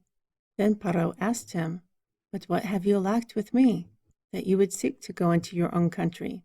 And he answered, "Nothing. However, let me go anyway." Also Elohim stirred him up another adversary, Rezan, the son of Al-Yadah, who fled from his lord Hadadezer, king of Zubah. And he gathered men to himself, and became captain over the troop. Then David attacked them, and they went to Damascus, and dwelt in it, and reigned in Damascus. And he was an adversary to Yeshariel all the days of Shelomah, and added to the mischief caused by Hadad. Moreover, he detested Yeshariel, and reigned over Aram. And Yerebeam, the son of Nebat, an Aparati of Zeredah, a servant of Shelomah, whose mother's name was Zeruah, a widow woman, even he lifted up his hand against the king. And this is the reason that he lifted up a hand against the king. Shelomah built Milah, repairing the breaches of the city of David his father. And the man, Yerebeam, was a mighty man of valor. And Shelomah saw the young man, that he was industrious. He made him ruler over all the charge of the house of Yusuf. Then, during the time when Yerebeam went out of Yerushalayim, the prophet Ahijah, the Shilani, found him along the way. And he had dressed himself in a new garment, and they were both alone in the field. And Ahijah caught the new garment that was on him, and tore it into 12 pieces. And he said to Yerebeam, "Take yourself 10 pieces, for thus saith Yahweh, the Elohim of Yeshariel, Behold, I will tear the kingdom out of the hand of Shelomah, and give 10 tribes to you. But he will have 1 tribe for the sake of my servant David, and for the sake of Yerushalayim, the city which I have chosen out of all the tribes of Yeshariel, because they have forsaken me, and have worshipped Ashtoreth, the deity of the Ziddim, Chemosh, the deity of Moab, and Milcom, the deity of the children of Amun, and have not walked in my ways, to do what is right in my eyes, and to keep my customs and my judgments, like Dawid his father. However, I will not take the whole kingdom out of his hand, but I will make him prince all the days of his life, for the sake of Dawid my servant, whom I chose, because he kept my commandments and my customs. But I will take the kingdom out of his son's hand, and give 10 tribes to you. And to his son I will give 1 tribe, so that Dawid my servant may always have a light before me in Yerushalayim, the city where I have chosen to put my name. And I will take you, and you will reign according to all that your soul desires, and will be king over Yisrael. And it will be, if you will hearken to all that I command you, and will walk in my ways, and do what is right in my sight, to keep my customs and my commandments, like my servant Dawid, then I will be with you, and build you a sure house, like I built for Dawid, and will give Yisrael to you. Also I will afflict the seed of Dawid, but not forever. Therefore Shalomah sought to kill Yeroboam. However, Yeroboam rose and fled into Mizraim, to Shishak, the king of Mizraim, and he stayed in Mizraim until the death of Shalomah. And the rest of the acts of Shalomah, and all that he did, and his wisdom, are they not written in the Sefer of the acts of Shalomah? And the time that Shalomah reigned in Yerushalayim over Yisrael was 40 years. Then Shalomah slept with his fathers, and was buried in the city of Dawid his father, and Rehabeam his son reigned in his stead. Chapter 12. And Rehabeam went to Shechem, for all Yisrael came to Shechem to make him king. And it came to pass that Yerobeam the son of Nabat, who was still in Mitzrayim, heard of it, for he had fled from the presence of King Shalomah, and Yerobeam dwelt in Mitzrayim. So they sent and called him. Then Yerobeam and the entire congregation of Yisrael came and spoke to Rehabeam, saying, Your father made our yoke grievous. Now make the grievous service of your father and the heavy yoke that he put upon us lighter, and we will serve you. And he said to them, Depart for 3 days, then come again to me. Therefore the people departed. And King Rehabeam consulted with the old men who stood before Shalomah his father while he still lived, and asked, How do you advise that I should answer these people? And they answered him, saying, If you will be a servant to these people today, and will serve them, and answer them, and speak good words to them, then they will be your servants forever. However, he rejected the counsel that the old men gave him, and consulted with the young men who stood before him, who he had grown up with. And he asked them, What counsel do you give that we should answer these people, who have spoken to me, saying, Make the yoke that your father put on us lighter? Therefore the young men who had grown up with him spoke to him, saying, You will say this to the people who spoke to you, saying, Your father made our yoke heavy, but you make it lighter for us. You will say this to them, My little finger is thicker than my father's loins. Now therefore, my father made a heavy yoke upon you. I will add to your yoke. My father chastised you with whips, but I will chastise you with scorpions. Therefore Yerobeam and all the people came to Rehabeam the 3rd day, like the king had appointed, saying, Come to me again the 3rd day. Then the king answered the people roughly, and forsook the old men's counsel that they had given him. And he spoke to them following the counsel of the young men, saying, My father made your yoke heavy, and I will add to your yoke. Also my father chastised you with whips, but I will chastise you with scorpions.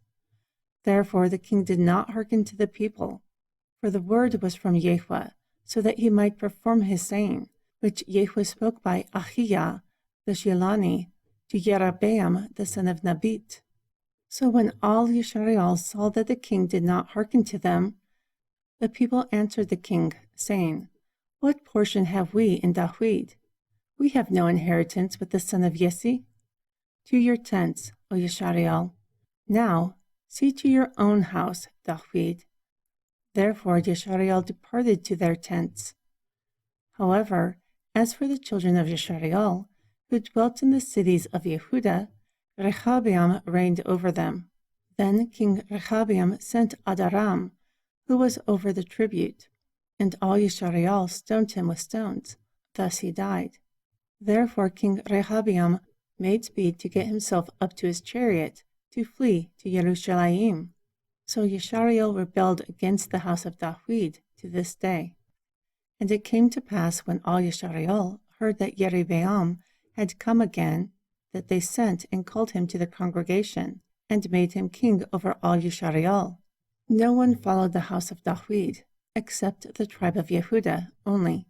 And when Rehabeam came to Jerusalem, he assembled all the house of Yehudah with the tribe of Benjamin, 180,000 chosen men, who were warriors, to fight against the house of Yisrael, to bring the kingdom again to Rehabeam, the son of Shelomah. But the word of Elohim came to Shemaiah, the man of Elohim, saying, Speak to Rehabeam, the son of Shelomah, king of Yehudah, and to all the house of Yehudah and Benjamin, and to the remnant of the people, saying, Thus saith Yahuwah, You will not go up, nor fight against your brethren, the children of Yisrael. Every man return to his house, for this thing is from me. Therefore they hearkened to the word of Yahuwah, and returned to depart according to the word of Yahuwah. Moreover, Yerobeam built Shechem in Mount Ephraim, and dwelt in it, and went out from there, and built Penuel. Then Yerobeam said in his heart, Now the kingdom will return to the house of David. If these people go up to sacrifice in the house of Yahuwah at Jerusalem, then their heart will turn again to their lord, to Rehabeam, king of Yehudah, and they will kill me, and go again to Rehabeam, king of Yehudah. Therefore the king took counsel, and made 2 golden calves, and said to them, It is too much for you to go up to Jerusalem. Behold your deities, O Yisrael, who brought you up from the land of Mitzrayim. And he set the one in Beit El, and the other he put in Dan. And this thing became a sin, for the people went before the one, even to Dan, and he made the house on high places, and made priests of the lowest of people, who were not the sons of Lehi. And Yerobeam ordained a feast in the 8th month, on the 15th day of the month, like the feast that is in Yehudah, and he offered upon the altar. This he did in Beit El, sacrificing to the calves that he had made. Also he placed the priests of the high places which he had made in Beit El.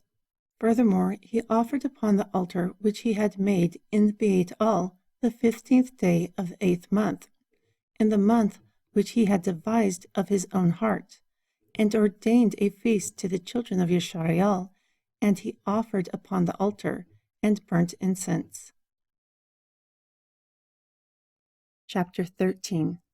And behold, there came a man of Elohim out of Yehudah, with a word of Yahuwah to Beit El. And Yerobeam stood by the altar to burn incense. And he cried against the altar with the word of Yahuwah, and said, O altar, altar, thus saith Yahuwah, Behold, a child will be born to the house of David, Yeshu by name. And he will offer the priests of the high places who burn incense upon you, and the bones of men will be burnt upon you. And he gave a sign that same day, saying, This is the sign which Yahuwah has spoken.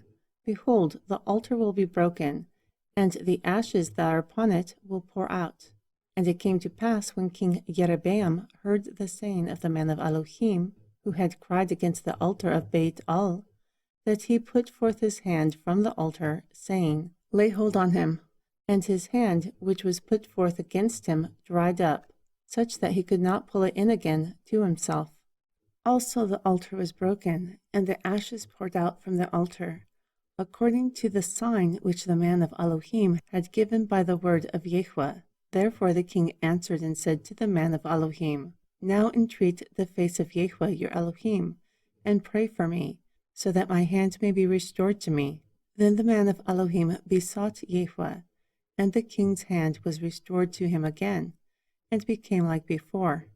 Then the king said to the man of Elohim, Come home with me, and refresh yourself, and I will give you a reward.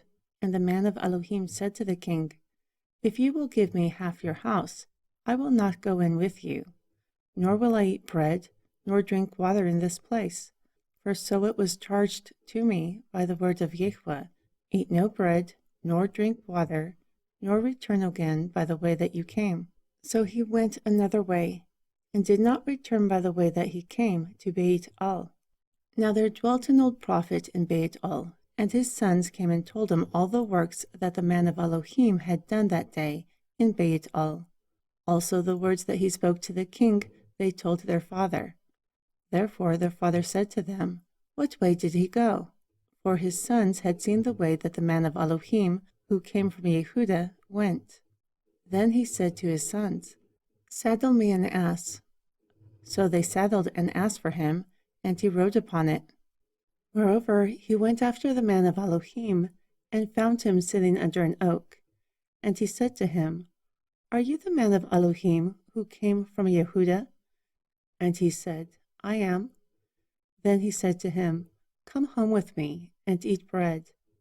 And he said, I will not return with you, nor will I go in with you, nor will I eat bread, nor drink water with you in this place.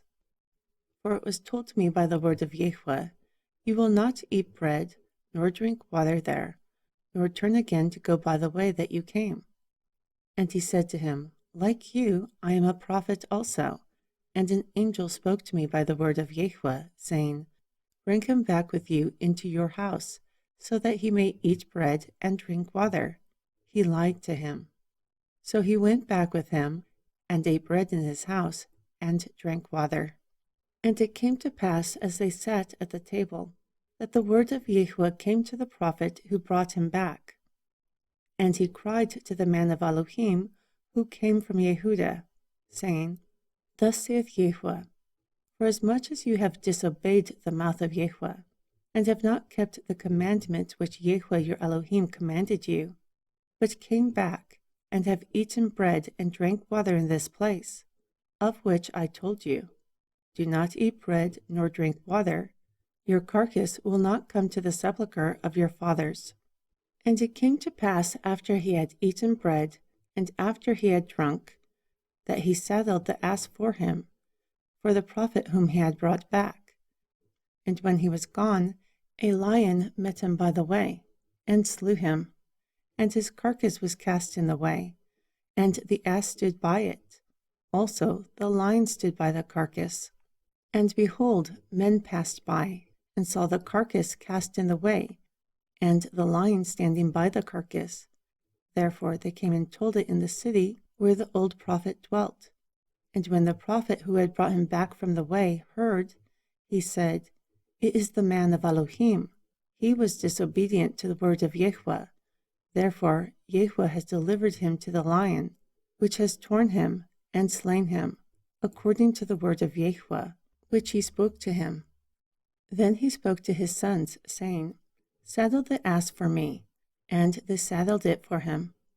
Furthermore, he went and found his carcass cast in the way, and the ass and the lion were standing by the carcass. The lion did not eat the carcass, nor tear the ass.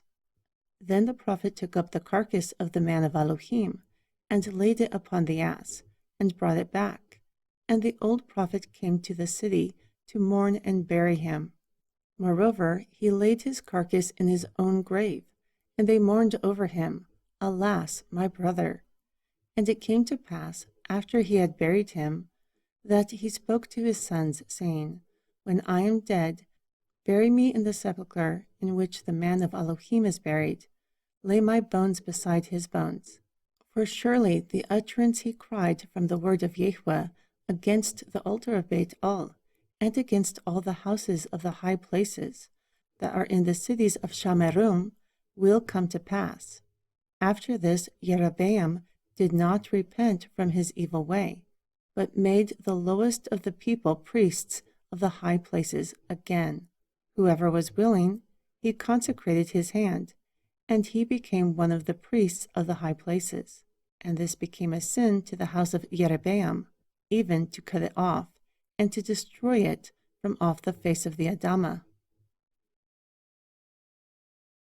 Chapter 14. At that time Abiah the son of Jeroboam fell sick, and Jeroboam said to his wife, Arise, I pray you, and disguise yourself, so that you are not known to be the wife of Jeroboam, and get yourself to Shiloh. Behold, there is Ahiah the prophet, who told me that I would be king over this people. And take 10 loaves and crumbs, and a jar of honey with you. He will tell you what will become of the child. Therefore the wife of Jeroboam did so, and arose, and went to Shiloh, and came to the house of Ahiah. But Ahiah could not see, for his eyes were glazed by reason of age. And Jehu said to Ahiah, Behold, the wife of Jeroboam comes to ask a thing of you about her son, for he is sick. Thus and thus you will say to her, for it will be when she comes in that she will disguise herself to be another. Furthermore, when Ahiah heard the sound of her feet, as she came in at the door, that he said, Come in, you wife of Jeroboam. Why do you disguise yourself to be another? For I am sent to you with heavy tidings. Go tell Jeroboam, Thus saith Yahuwah, Elohim of Yisrael, For as much as I exalted you from among the people, and made you prince over my people Yisrael, and tore the kingdom away from the house of David, and gave it to you, yet you have not been like my servant David, who kept my commandments, and who followed me with all his heart, to only do what is right in my eyes. Instead, you have done evil above all who were before you, for you have gone and made yourself other deities and masks to provoke me to anger, and you have cast me behind your back. Therefore, behold, I will bring evil upon the house of Jeroboam, and from Jeroboam I will cut off those who piss against the wall, those who are shut up and left in Yisrael. Also, I will remove the remnant of the house of Jeroboam, like a man takes away the dung until it is gone. Him who dies of Jeroboam in the city will be eaten by dogs, and him who dies in the field will be eaten by the fowl of the air, for Yahuwah has spoken it. Therefore, arise, get yourself to your own house. When your feet enter into the city, the child will die, and all Yisrael will mourn for him, and bury him, for he alone will be buried of Jeroboam, because in him there was found goodness toward Yahuwah Elohim of Yisrael, in the house of Jeroboam. Furthermore, Yahuwah will raise himself up a king over Yisrael, who will cut off the house of Jeroboam that day, which is happening even now. For Yahuwah will strike Yisrael, like a reed is shaken in the water, and he will root up Yisrael out of this good ground, which he gave to their fathers, and will scatter them beyond the river, because they have made themselves the Asherahs, provoking Yahuwah to anger. And he will give up Yisrael because of the sins of Jeroboam, who did sin, and who made Yisrael to sin. Then Jeroboam's wife arose and departed, and came to Tirzah. When she came to the threshold of the door, the child died, according to the word of Yahuwah, which he spoke by the hand of his servant Ahiah the prophet. And the rest of the acts of Jeroboam, how he warred and how he reigned, behold, they are written in the sefer of the chronicles of the kings of Yisrael. And the days that Jeroboam reigned were 22 years, and he slept with his fathers, and Nadab his son reigned in his stead. Furthermore, Rehoboam the son of Shelemah reigned in Yehudah. Rehoboam was 41 years old when he began to reign, and he reigned 17 years in Jerusalem. the city that Yehud chose out of all the tribes of Yashariel to put his name there. And his mother's name was Naamah, an Ammoni woman. And Yehudah did evil in the sight of Yehua, and they provoked him to jealousy with their sins, which they committed, above all that their fathers had done. For they too built themselves high places, and monuments, and asherahs, on every high hill, and under every green tree. Also there were man-whores in the land, who did according to all the abominations of the nations that Yehud cast out before the children of Yashariel. And it came to pass in the 5th year of King Rehabeam that Shishak, the king of Mitzrayim, came up against Yerushalayim. And he took away the treasures of the house of Yehua, and the treasures of the king's house. He took away everything, and he took away all the gold shields that Shelumah had made. Therefore King Rehabeam made copper shields in their place, and he assigned them to the hands of the chiefs of the guard, who kept the door of the king's house. And it was, when the king went into the house of Yehua, that the guard carried them, and brought them back into the guard chamber. Now the rest of the acts of Rehabeam, and all that he had done, are they not written in the sefer of the chronicles of the kings of Yehudah? Also there was war between Rehabeam and Yerobeam all their days. And Rehabeam slept with his fathers, and was buried with his fathers in the city of David. And his mother's name was Naamah, and Abiyam his son reigned in his stead. Chapter 15. Now during the 18th year of King Yerobeam, Abiyam the son of Nebat reigned over Yehudah, and he reigned for 3 years in Yerushalayim, and his mother's name was Ma'akah, the daughter of Abishalom. And he walked in all the sins of his father, which he had done before him. Also his heart was not perfect with Yehua his Elohim, like the heart of David his father. Nevertheless, for the sake of David, Yehua his Elohim gave him a lamp in Yerushalayim, to set up his son after him, and to establish Yerushalayim.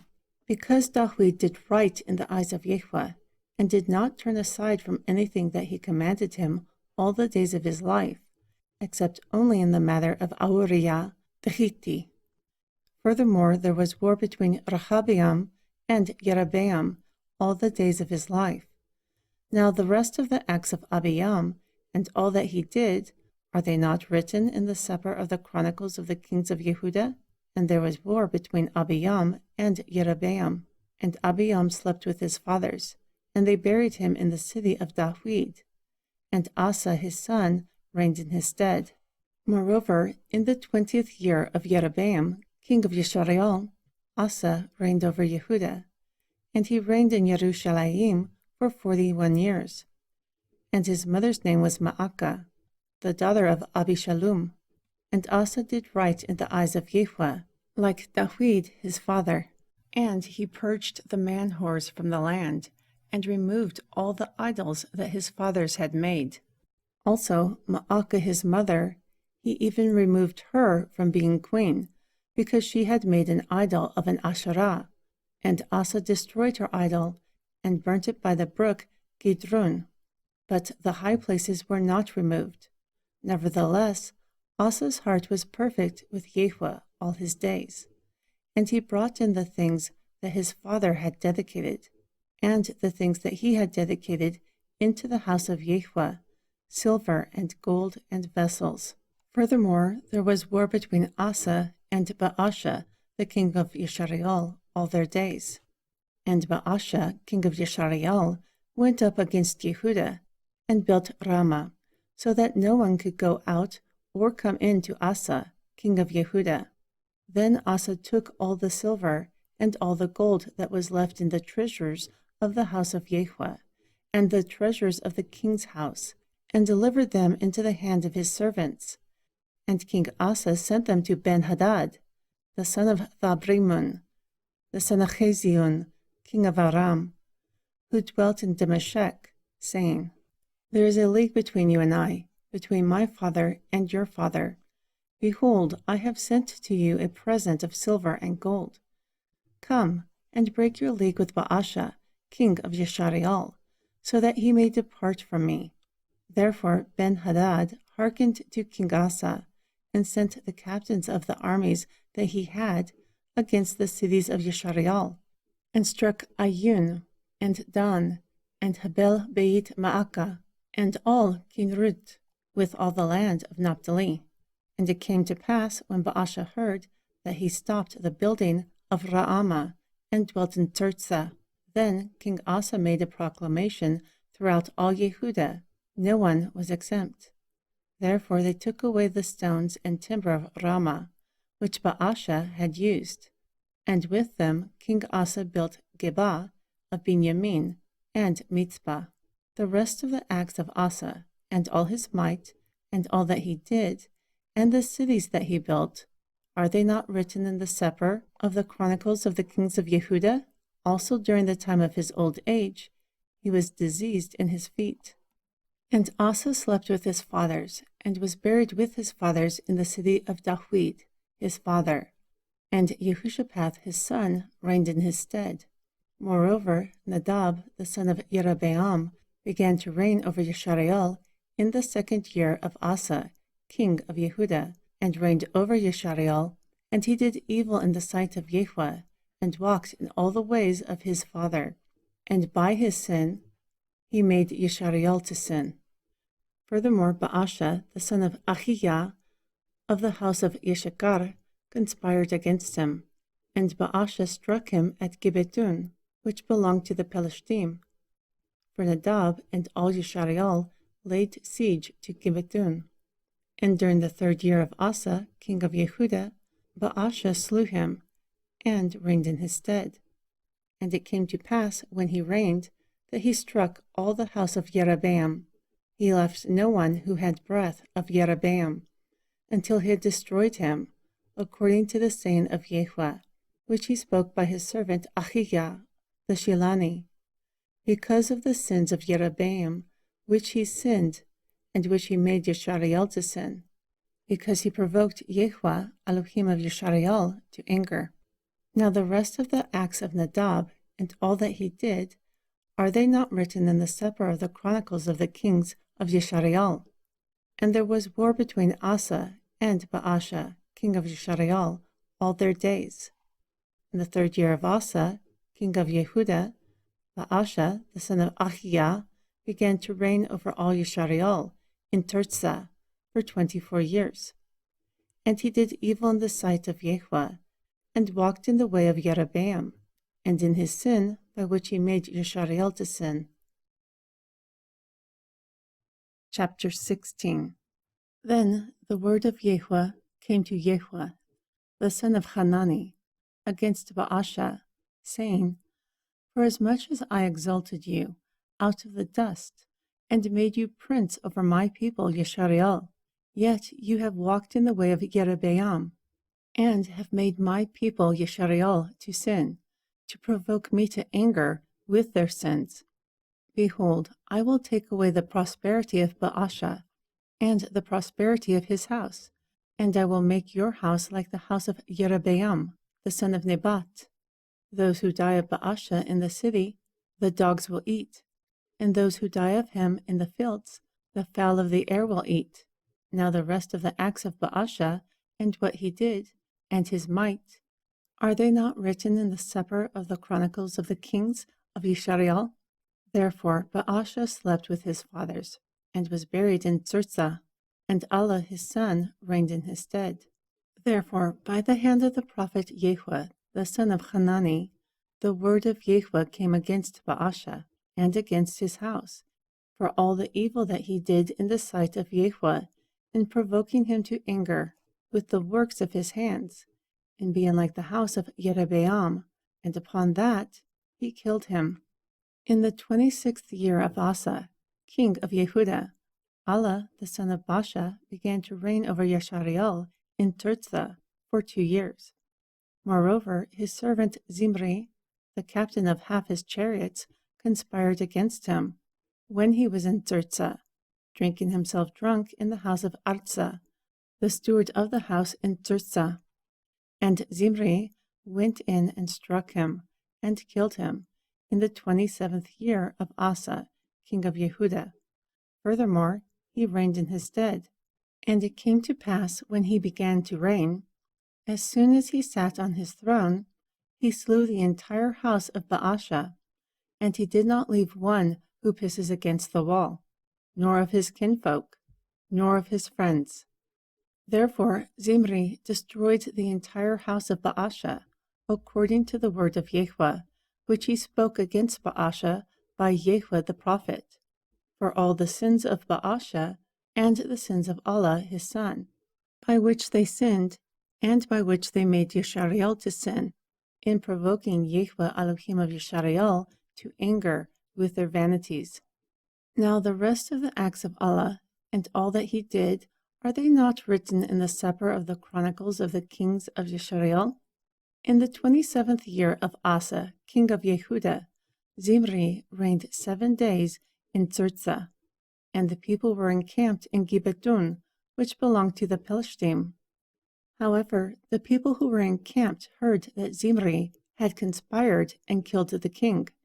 Therefore all Yeshariel made Omri, the captain of the army, king over Yeshariel that day in the camp.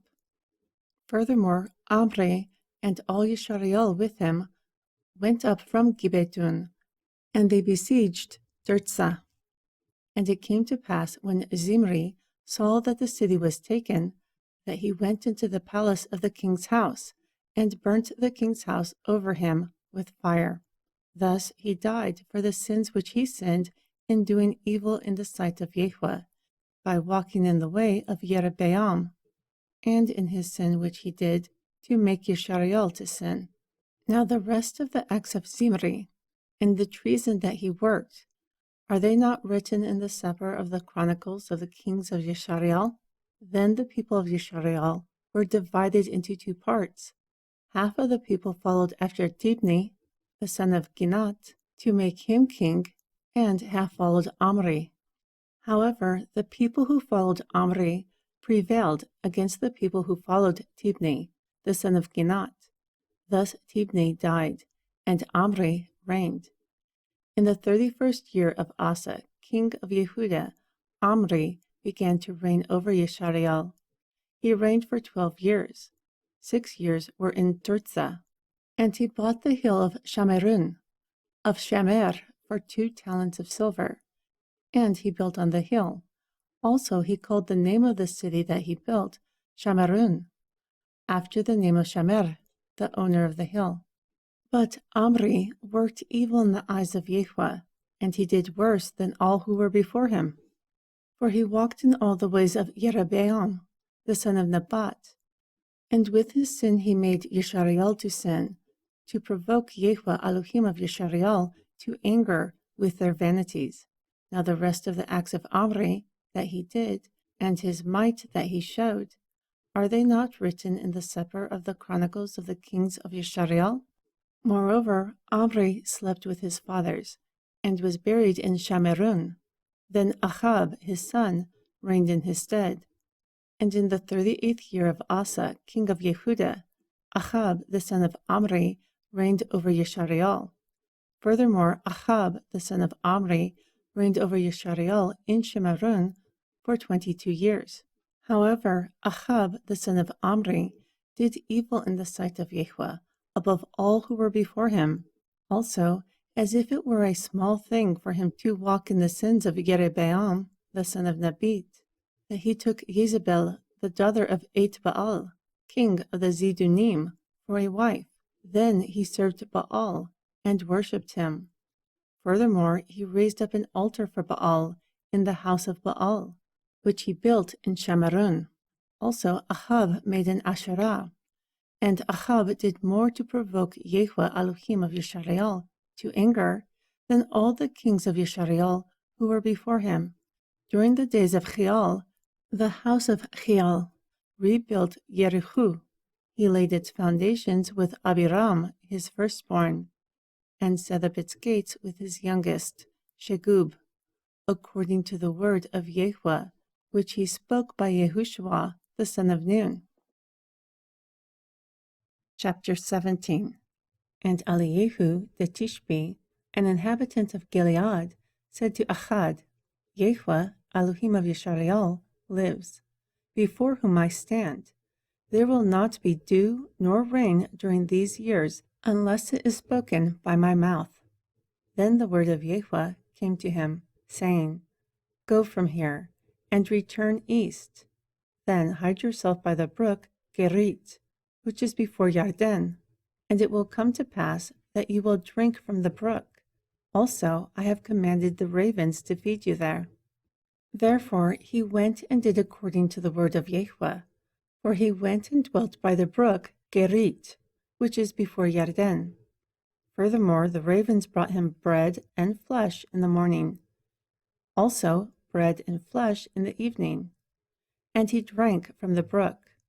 And it came to pass after a while that the brook dried up, because there had not been rain in the land.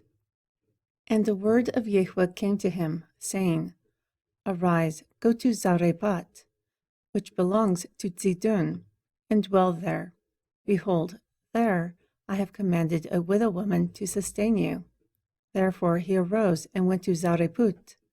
And when he came to the gate of the city, behold, the widow woman was there, gathering sticks. Then he called to her and said, I pray you, fetch me a little water in a vessel, so that I may drink. Moreover, as she was going to fetch it, he called to her and said, Bring me a morsel of bread in your hand.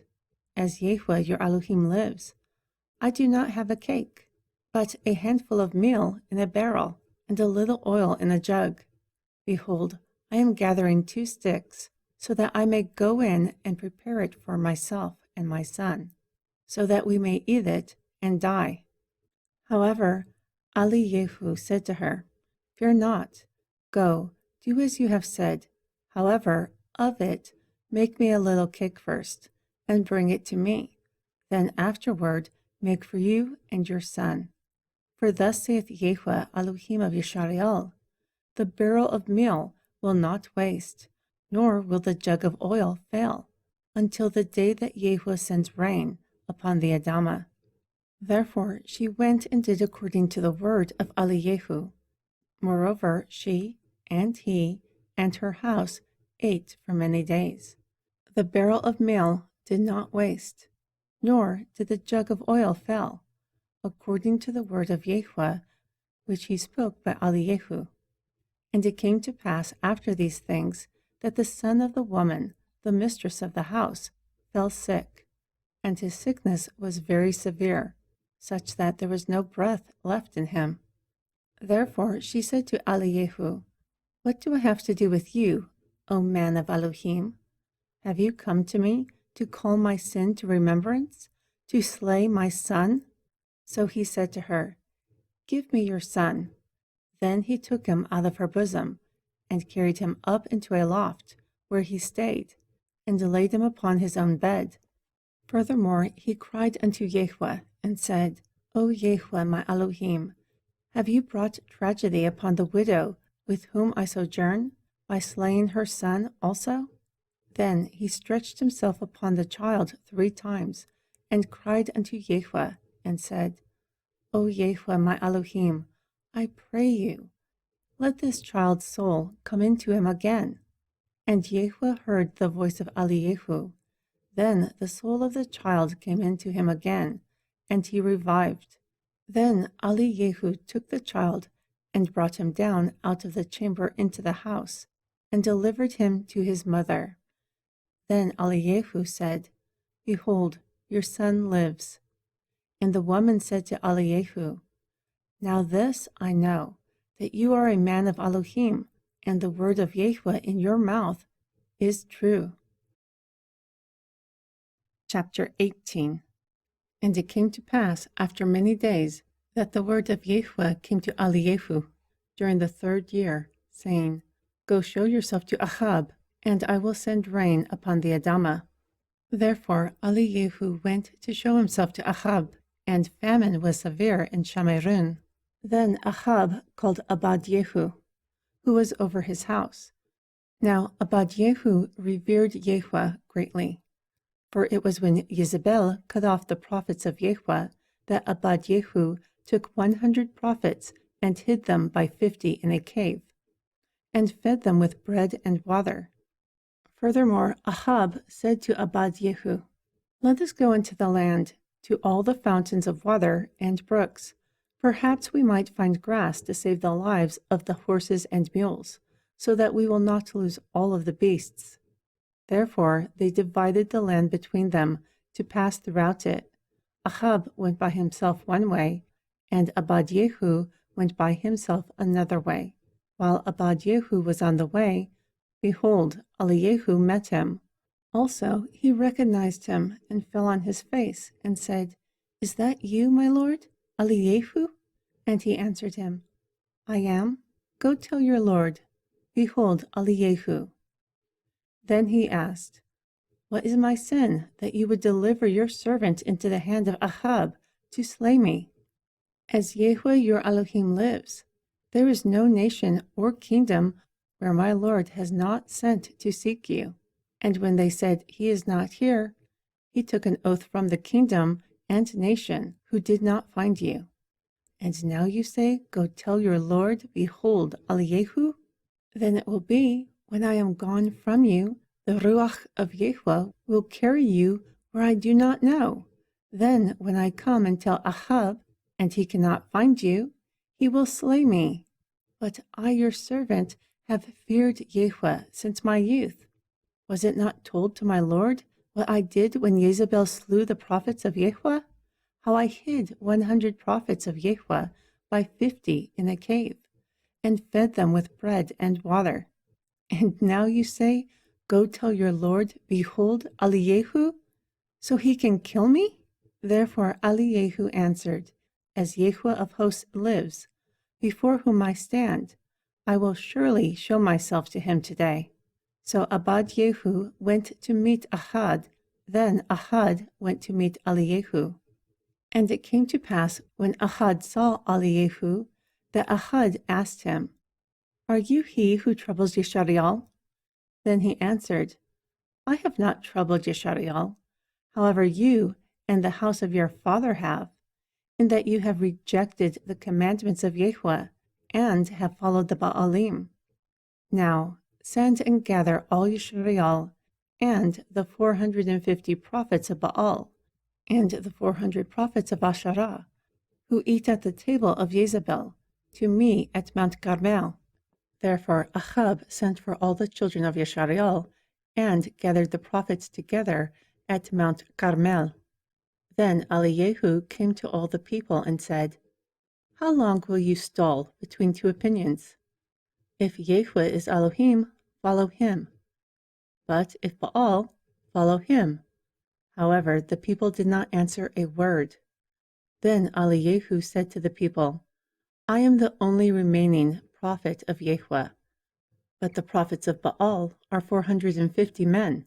Now give us 2 bulls, and let them choose 1 bull for themselves, and cut it into pieces, and lay it on wood, but the fire will not be set. Also I will prepare the other bull, and lay it on wood, so too the fire will not be set. Then you can call on the name of your deities, and I will call on the name of Yahweh. Moreover, the deity who answers by fire, let him be Elohim."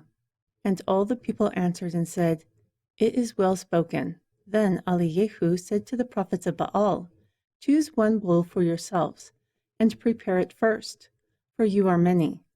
Then call on the name of your deities, but do not set the fire." Therefore they took the bull that was given to them.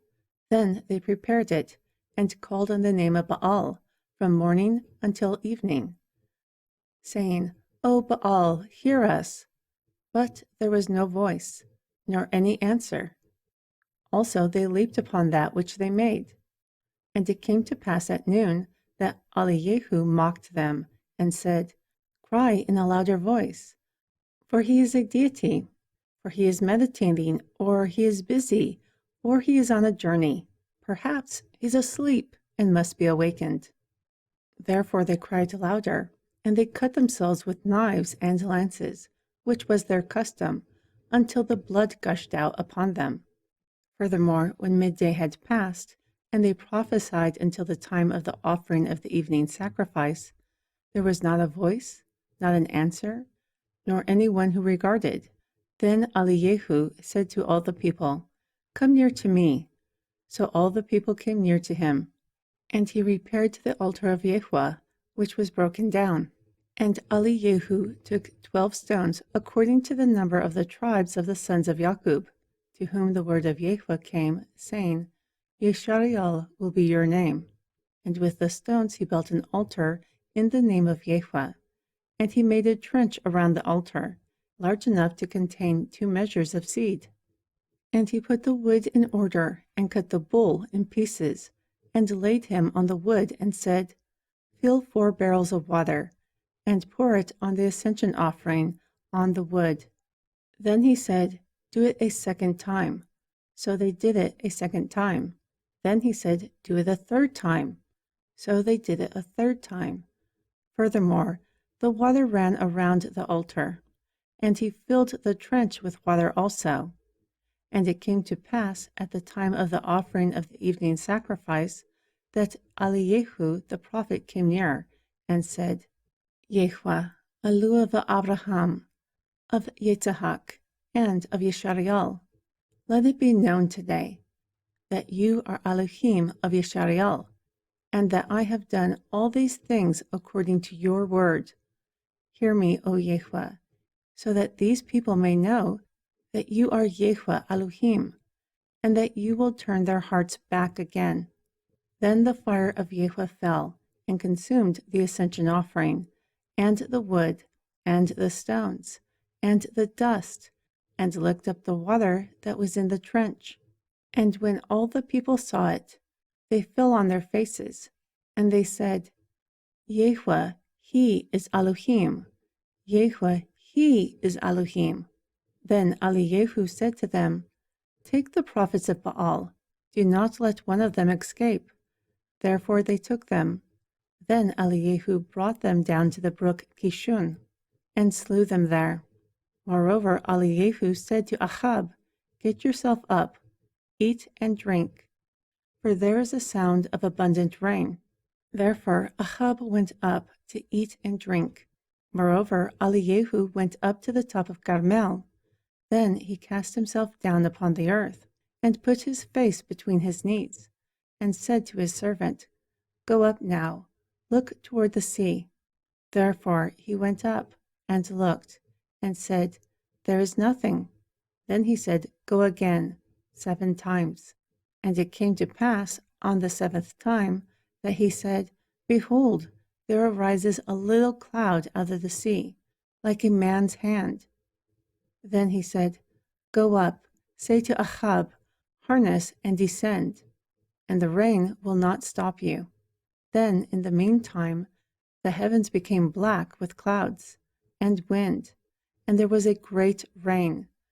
So Ahab rode and went to Yezreel. Moreover, the hand of Yahweh was upon Eliyahu. Therefore he girded up his loins and ran before Ahab to the entrance of Yezreel. Chapter 19. And Ahab told Jezebel all that Eliyahu had done, also how he had slain all the prophets with the sword. Then Jezebel sent a messenger to Eliyahu, saying, Like so let the deities do to me, and more also, for I will make your life like the life of one of them by this time tomorrow. And when he saw this, he arose and went for his life, and came to Beersheba, which belongs to Yehudah, but he left his servant there. Moreover, he went a day's journey into the wilderness. Then he came and sat down under a juniper tree, and he requested for himself that he might die, and said, Enough, now, Yahweh, take my life, for I am not better than my fathers. And while he laid and slept under a juniper tree, behold, an angel touched him, and said to him, Arise and eat. Then he looked and saw a cake cooking on the coals, and a jug of water by his head. Therefore he ate and drank, and laid himself down again. Then the angel of Yahweh came again a second time, and touched him, and said, Arise and eat, because the journey is too great for you. So he arose and ate and drank, and went in the strength of that grain for 40 days and 40 nights to Horeb, the mount of Elohim. Moreover, he came to a cave and lodged there. And behold, the word of Yahweh came to him, and he said to him, What are you doing here, Eliyahu? And he answered, I have been very jealous for Yahweh, Elohim of hosts. For the children of Yisrael have rejected your covenant, thrown down your altars, and slain your prophets with the sword. I am the only one left, and they seek my life to take it away. Therefore he said, Go forth and stand upon the mount before Yahweh. And behold, Yahweh passed by, and the wind was great and mighty, from ripping the mountains and crushing the rocks before Yahweh. Yahweh was not in the wind, and after the wind was an earthquake. Yahweh was not in the earthquake, and after the earthquake a fire. Yahweh was not in the fire, and after the fire there was a still small voice. And it happened when Eliyahu heard it, that he wrapped his face in his mantle and went out. When he stood in the entrance of the cave, behold, unto him was a voice. And he asked, What are you doing here, Eliyahu? Therefore he answered, I have been very jealous for Yahweh, Elohim of hosts, because the children of Yisrael have rejected your covenant, thrown down your altars, and slain your prophets with the sword. And I am the only one left, and they seek my life to take it away. Then Yahweh said to him, Go, return on your way to the wilderness of Damascus, and when you come, anoint Hazael to be king over Aram. Also, you will anoint Yahweh, the son of Nimshi, to be king over Yisrael. Lastly, you will anoint Elisha, the son of Shaphath, of Habel Mehua, to be a prophet in your place. And it will come to pass that him who escapes the sword of Hazael, Yahweh will slay, and him who escapes the sword of Yahweh, Elisha will slay. Still, I have 7,000 left in Yisrael, of all the knees who have not bowed to Baal, and every mouth that has not kissed him. So he departed from there and found Elisha, the son of Shaphath, who was plowing with 12 yoke of oxen before him. Moreover, he was with the 12th, and Eliyahu passed by him, and cast his mantle upon him.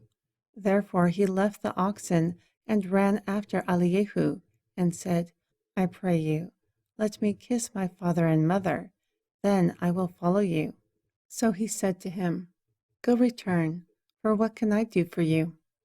And he returned back from him, and took a yoke of oxen, and slew them, and boiled their flesh with the instruments of the oxen, and gave to the people, and they ate. Then he arose and went after Eliyahu, and ministered to him.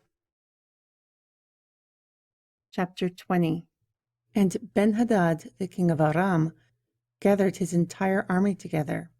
Thus 32 kings were with him, and horses and chariots. Then he went up and besieged Shamerun, and warred against it.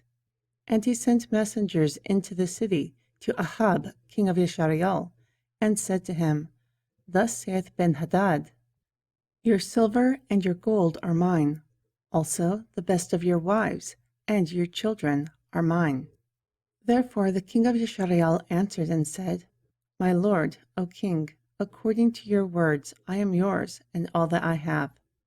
Then the messengers came again and said, Thus saith Ben-Hadad, Although I have sent to you, saying, You will deliver me your silver and your gold and your wives and your children, also around this time I will send my servants to you tomorrow, and they will search your house and the houses of your servants, and it will be that whatever is pleasant in your eyes they will put in their hand and take it away.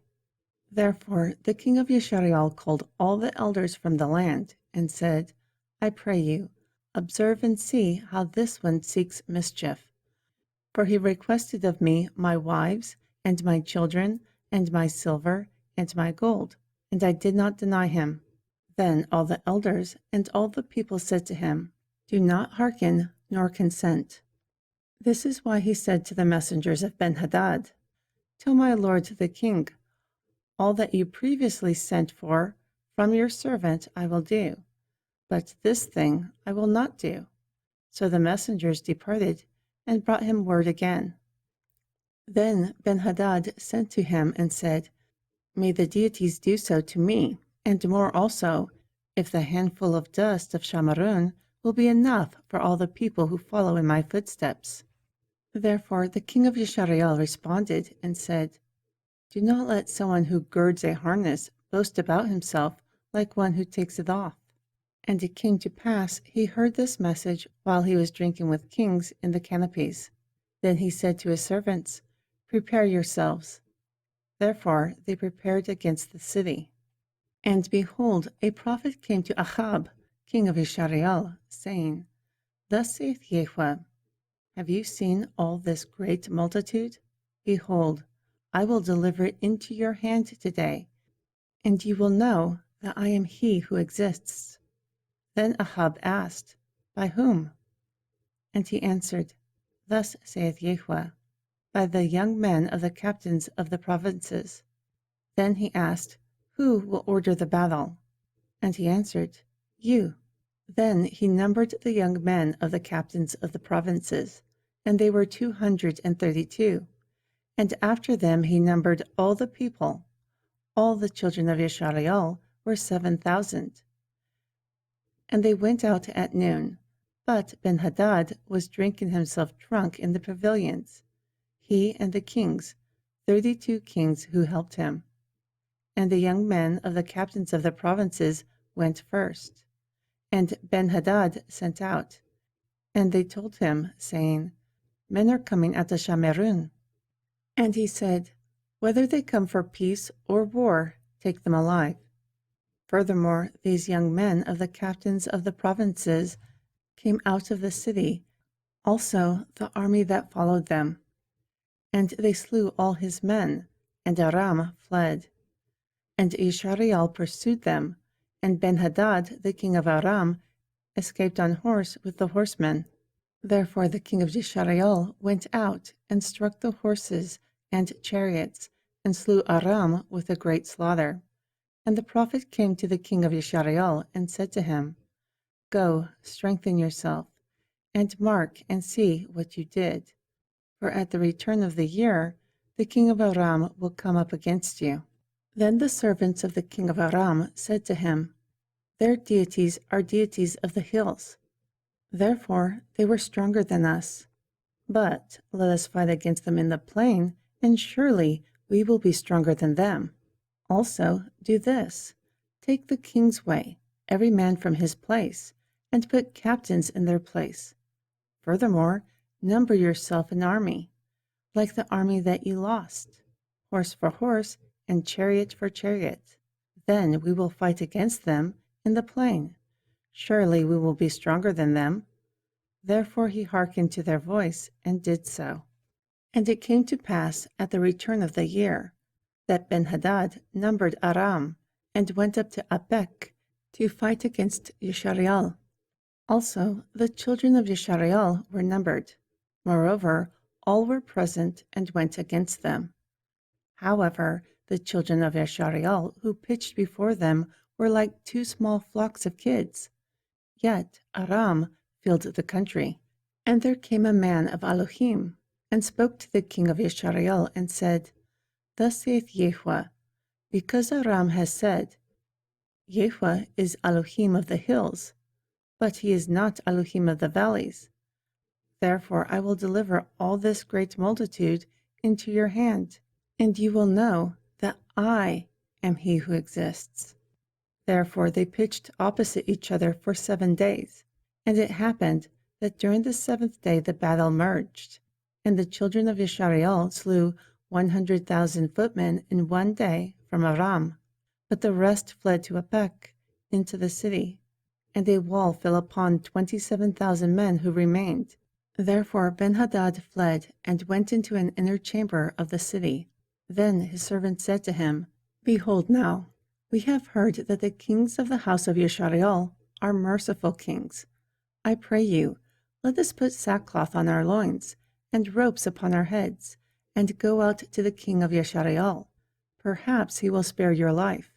Therefore they girded sackcloth on their loins, and put ropes on their heads, and came to the king of Yeshariel, and said, Your servant Benhadad says, I pray you, let me live.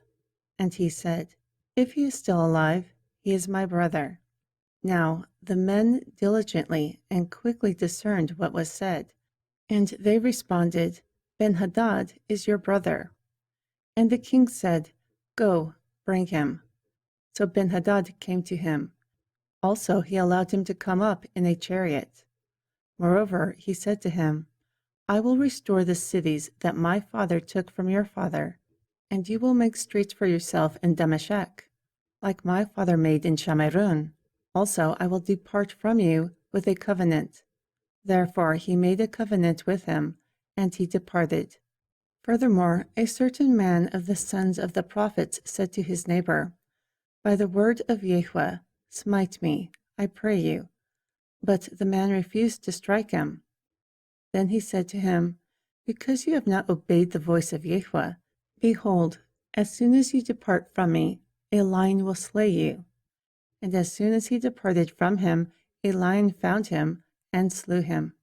Moreover, he found another man and said, Smite me, I pray you. So the man struck and wounded him. Then the prophet departed and waited for the king by the way. Also he disguised himself with ashes upon his face. And as the king passed by, he cried to the king, and he said, Your servant went out into the midst of the battle, and behold, a man turned aside, and brought a man to me, and said, Guard this man. If for any reason he is missing, then your life will be for his life, or else you will pay a talent of silver. And as your servant was busy here and there, he was gone. Therefore the king of Yeshariel said to him, Then, from your own judgment, you will decide it. Therefore he hurried and removed the ashes from his face. And the king of Yeshariel recognized him, for he was from the prophets. And he said to him, Thus saith Yahweh, because you have let go out of your hand a man who I appointed for complete destruction. Now your life will go for his life, and your people for his people. So the king of Yeshariel returned to his house at Shamerun, heavy and displeased. Chapter 21. And it came to pass after these things that Naboth the Jezreeli had a vineyard which was in Jezreel, near the palace of Ahab, king of Shamerun. And Ahab spoke to Naboth, saying, Give me your vineyard, so that I may have it for an herb garden, for it is near my house. And for it I will give you a better vineyard. If it seems good to you, I will give you its worth in money. However, Naboth said to Ahab, Yahweh forbid it, that I will give the inheritance of my fathers to you. Therefore Ahab came into his house, heavy and displeased, because of the word that Naboth the Jezreeli spoke to him. For he said, I will not give you the inheritance of my fathers. Then he laid down upon his bed, and turned his face away, and would not eat bread. So Jezebel his wife came to him and asked him, Why is your spirit so sad, that you will not eat bread? And he answered her, Because I spoke with Naboth the Jezreeli, and asked him, Give me your vineyard for money, or else, if it pleases you, I will give you another vineyard for it. However, he answered, I will not give you my vineyard. Therefore Jezebel his wife said to him, Now do you govern the kingdom of Yeshariel. Arise, eat bread, and let your heart be merry. I will give you the vineyard of Naboth the Jezreeli.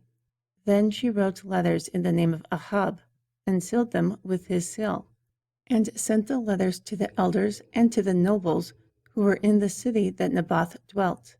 And she wrote in the letters, saying, Proclaim a fast, and set Naboth on high among the people, and set 2 men, worthless sons, before him, to bear witness against him, saying, You blasphemed Elohim, then carry him out and stone him, so that he may die. And the men of the city, the elders and the nobles who were the inhabitants of his city, did as Jezebel had sent them, like it was written in the letters that she had sent to them. They proclaimed a fast, and set Naboth on high among the people. And there 2 men, worthless sons, came and sat before him.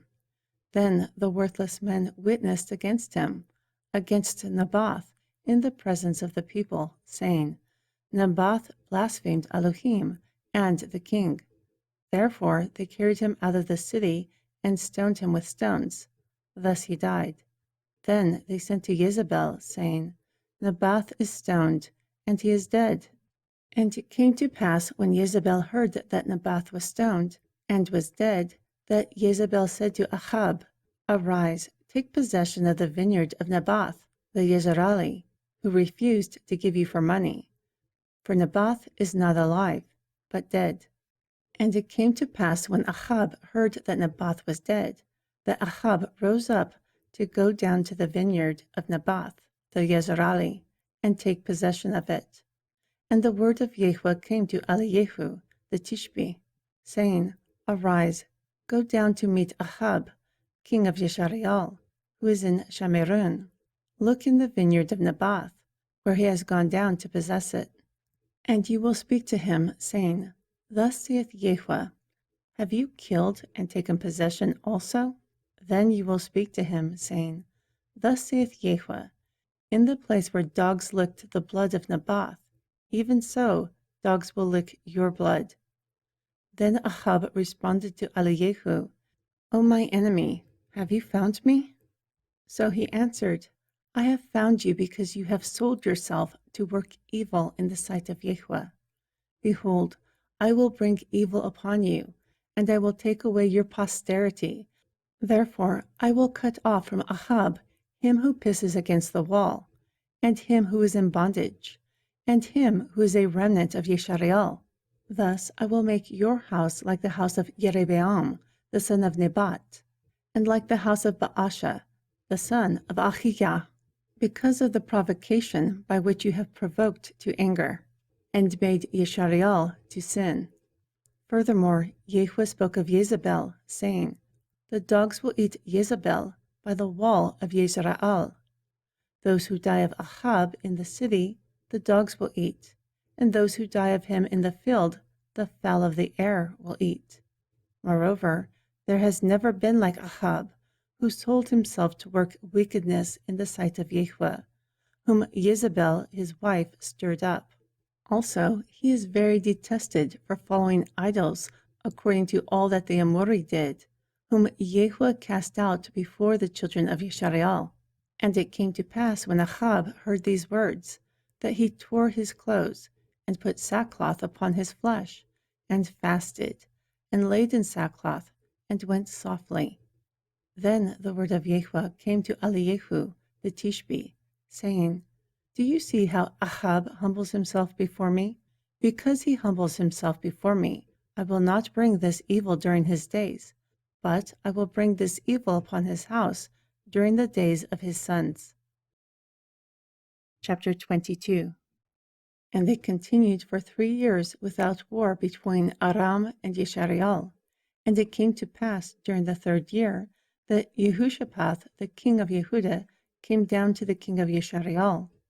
And the king of Yisrael said to his servants, Do you know that Ramoth of Gilead is ours? Yet we hesitate to take it out of the hand of the king of Aram. Therefore he asked Jehoshaphat, Will you go with me to battle at Ramoth of Gilead? So Jehoshaphat answered the king of Yisrael, I am as you. My people are as your people.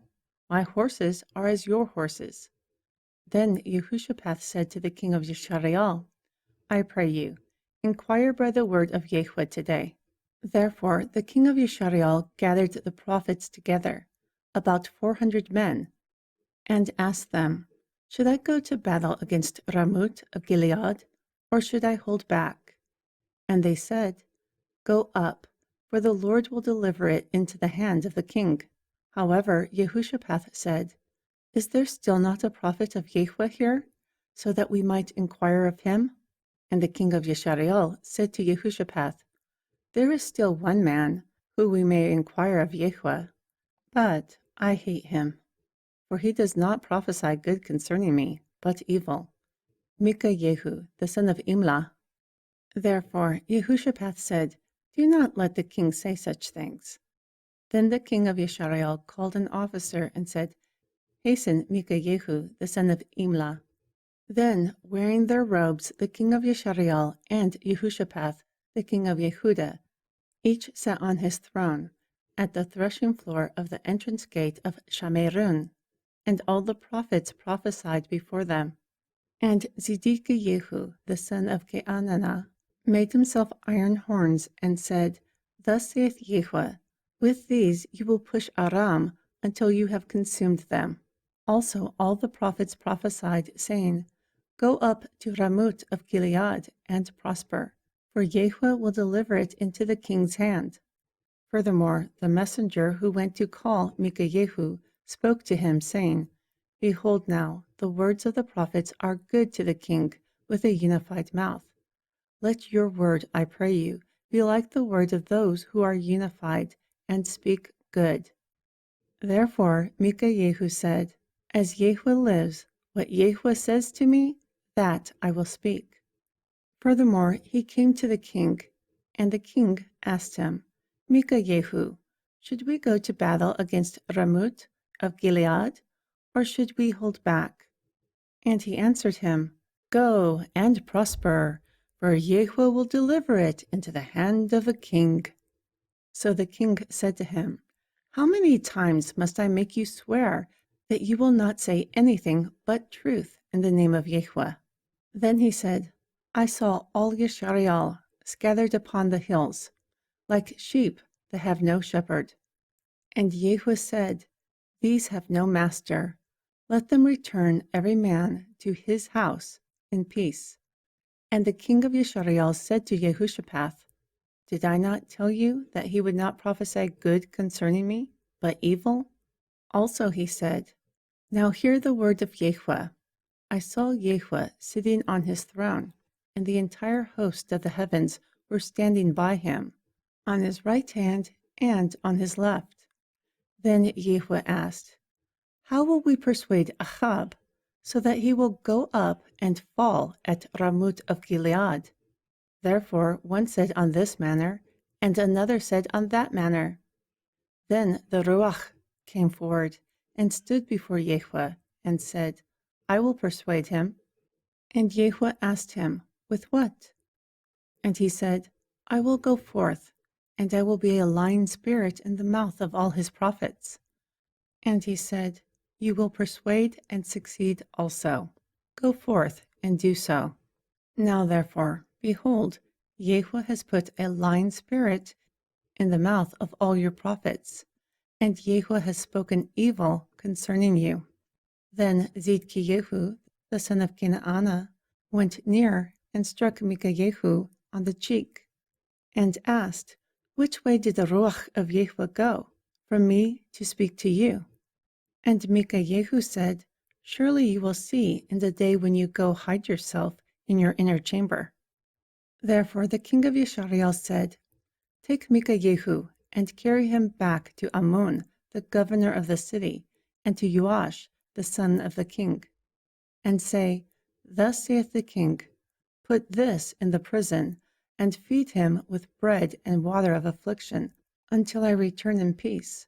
Then Micah said, "If you return, you returning in peace was not spoken of Yahweh by me."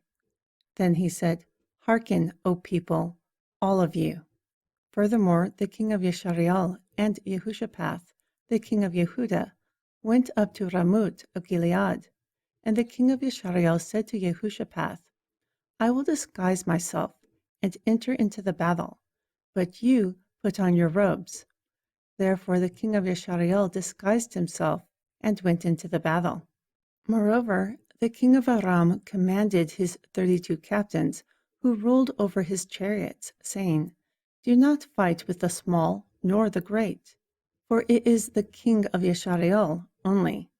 And it came to pass, when the captains of the chariots saw Jehoshaphat, they said, "Surely he is the king of Yashar'el." Therefore they turned aside to fight against him, and Jehoshaphat cried out. Then, when the captains of the chariots perceived that it was not the king of Yashar'el, they turned back from pursuing him. Then a man drew a bow and unknowingly struck the king of Yashar'el between the joints of the harness. Therefore he said to the driver of his chariot, "Turn your hand and carry me out of the encampment, for I am wounded." However, the battle increased that day, so the king stayed upon his chariot against Aram. But he died at evening, and the blood ran out of the wound into the middle of the chariot.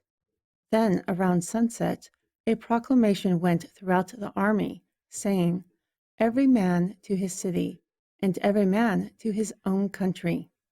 Alas, the king died and was brought to Shamerun, and they buried the king in Shamerun. And the chariot was washed in the pool of Shamerun, and the dogs licked up his blood. And they washed his armor, according to the word of Yahweh, which he spoke. Now the rest of the acts of Ahab, and all that he did, and the ivory house that he built, and all the cities that he built, are they not written in the sefer of the chronicles of the kings of Yashar'el? Therefore Ahab slept with his fathers, and Ahaz his son reigned in his stead. Furthermore, Jehoshaphat the son of Asa began to reign over Yehudah in the 4th year of Ahab, king of Yashar'el. Jehoshaphat was 35 years old when he began to reign, and he reigned for 25 years in Jerusalem, and his mother's name was Azubah, the daughter of Shilhi. Moreover, he walked in all the ways of Asa his father. He did not turn aside from doing right in the eyes of Yahweh. Nevertheless, the high places were not removed. Still, the people offered and burnt incense in the high places. Now the rest of the acts of Jehoshaphat, and his might that he showed, and how he warred, are they not written in the sefer of the chronicles of the king of Yehudah? Moreover, the remnant of the man-whores who remained in the days of his father Asa, he purged from the land. Moreover, the remnant of the dedicated prostitutes who remained in the days of his father Asa, he purged from the land. Furthermore, a king was not in Adum, only a deputy was in Adum. Jehoshaphat had ships of Tarshish go to Auber for gold, but they did not go because the ships were broken at Outzion of Geber. Then Ahaz Yehu, the son of Ahab, said to Jehoshaphat, "Let my servants go with your servants in the ships." But Jehoshaphat would not. Furthermore, Jehoshaphat slept with his fathers, and was buried with his fathers in the city of David, his father. Then Jehoram, his son, reigned in his stead. Ahaz Yehu, the son of Ahab, began to reign over Yashar'el in Shemerun in the 17th year of Jehoshaphat, king of Yehudah. And he reigned 2 years over Yashar'el. And he did evil in the sight of Yahweh, and walked in the way of his father, and in the way of his mother, and in the way of Jeroboam, the son of Nebat, who made Yashar'el to sin.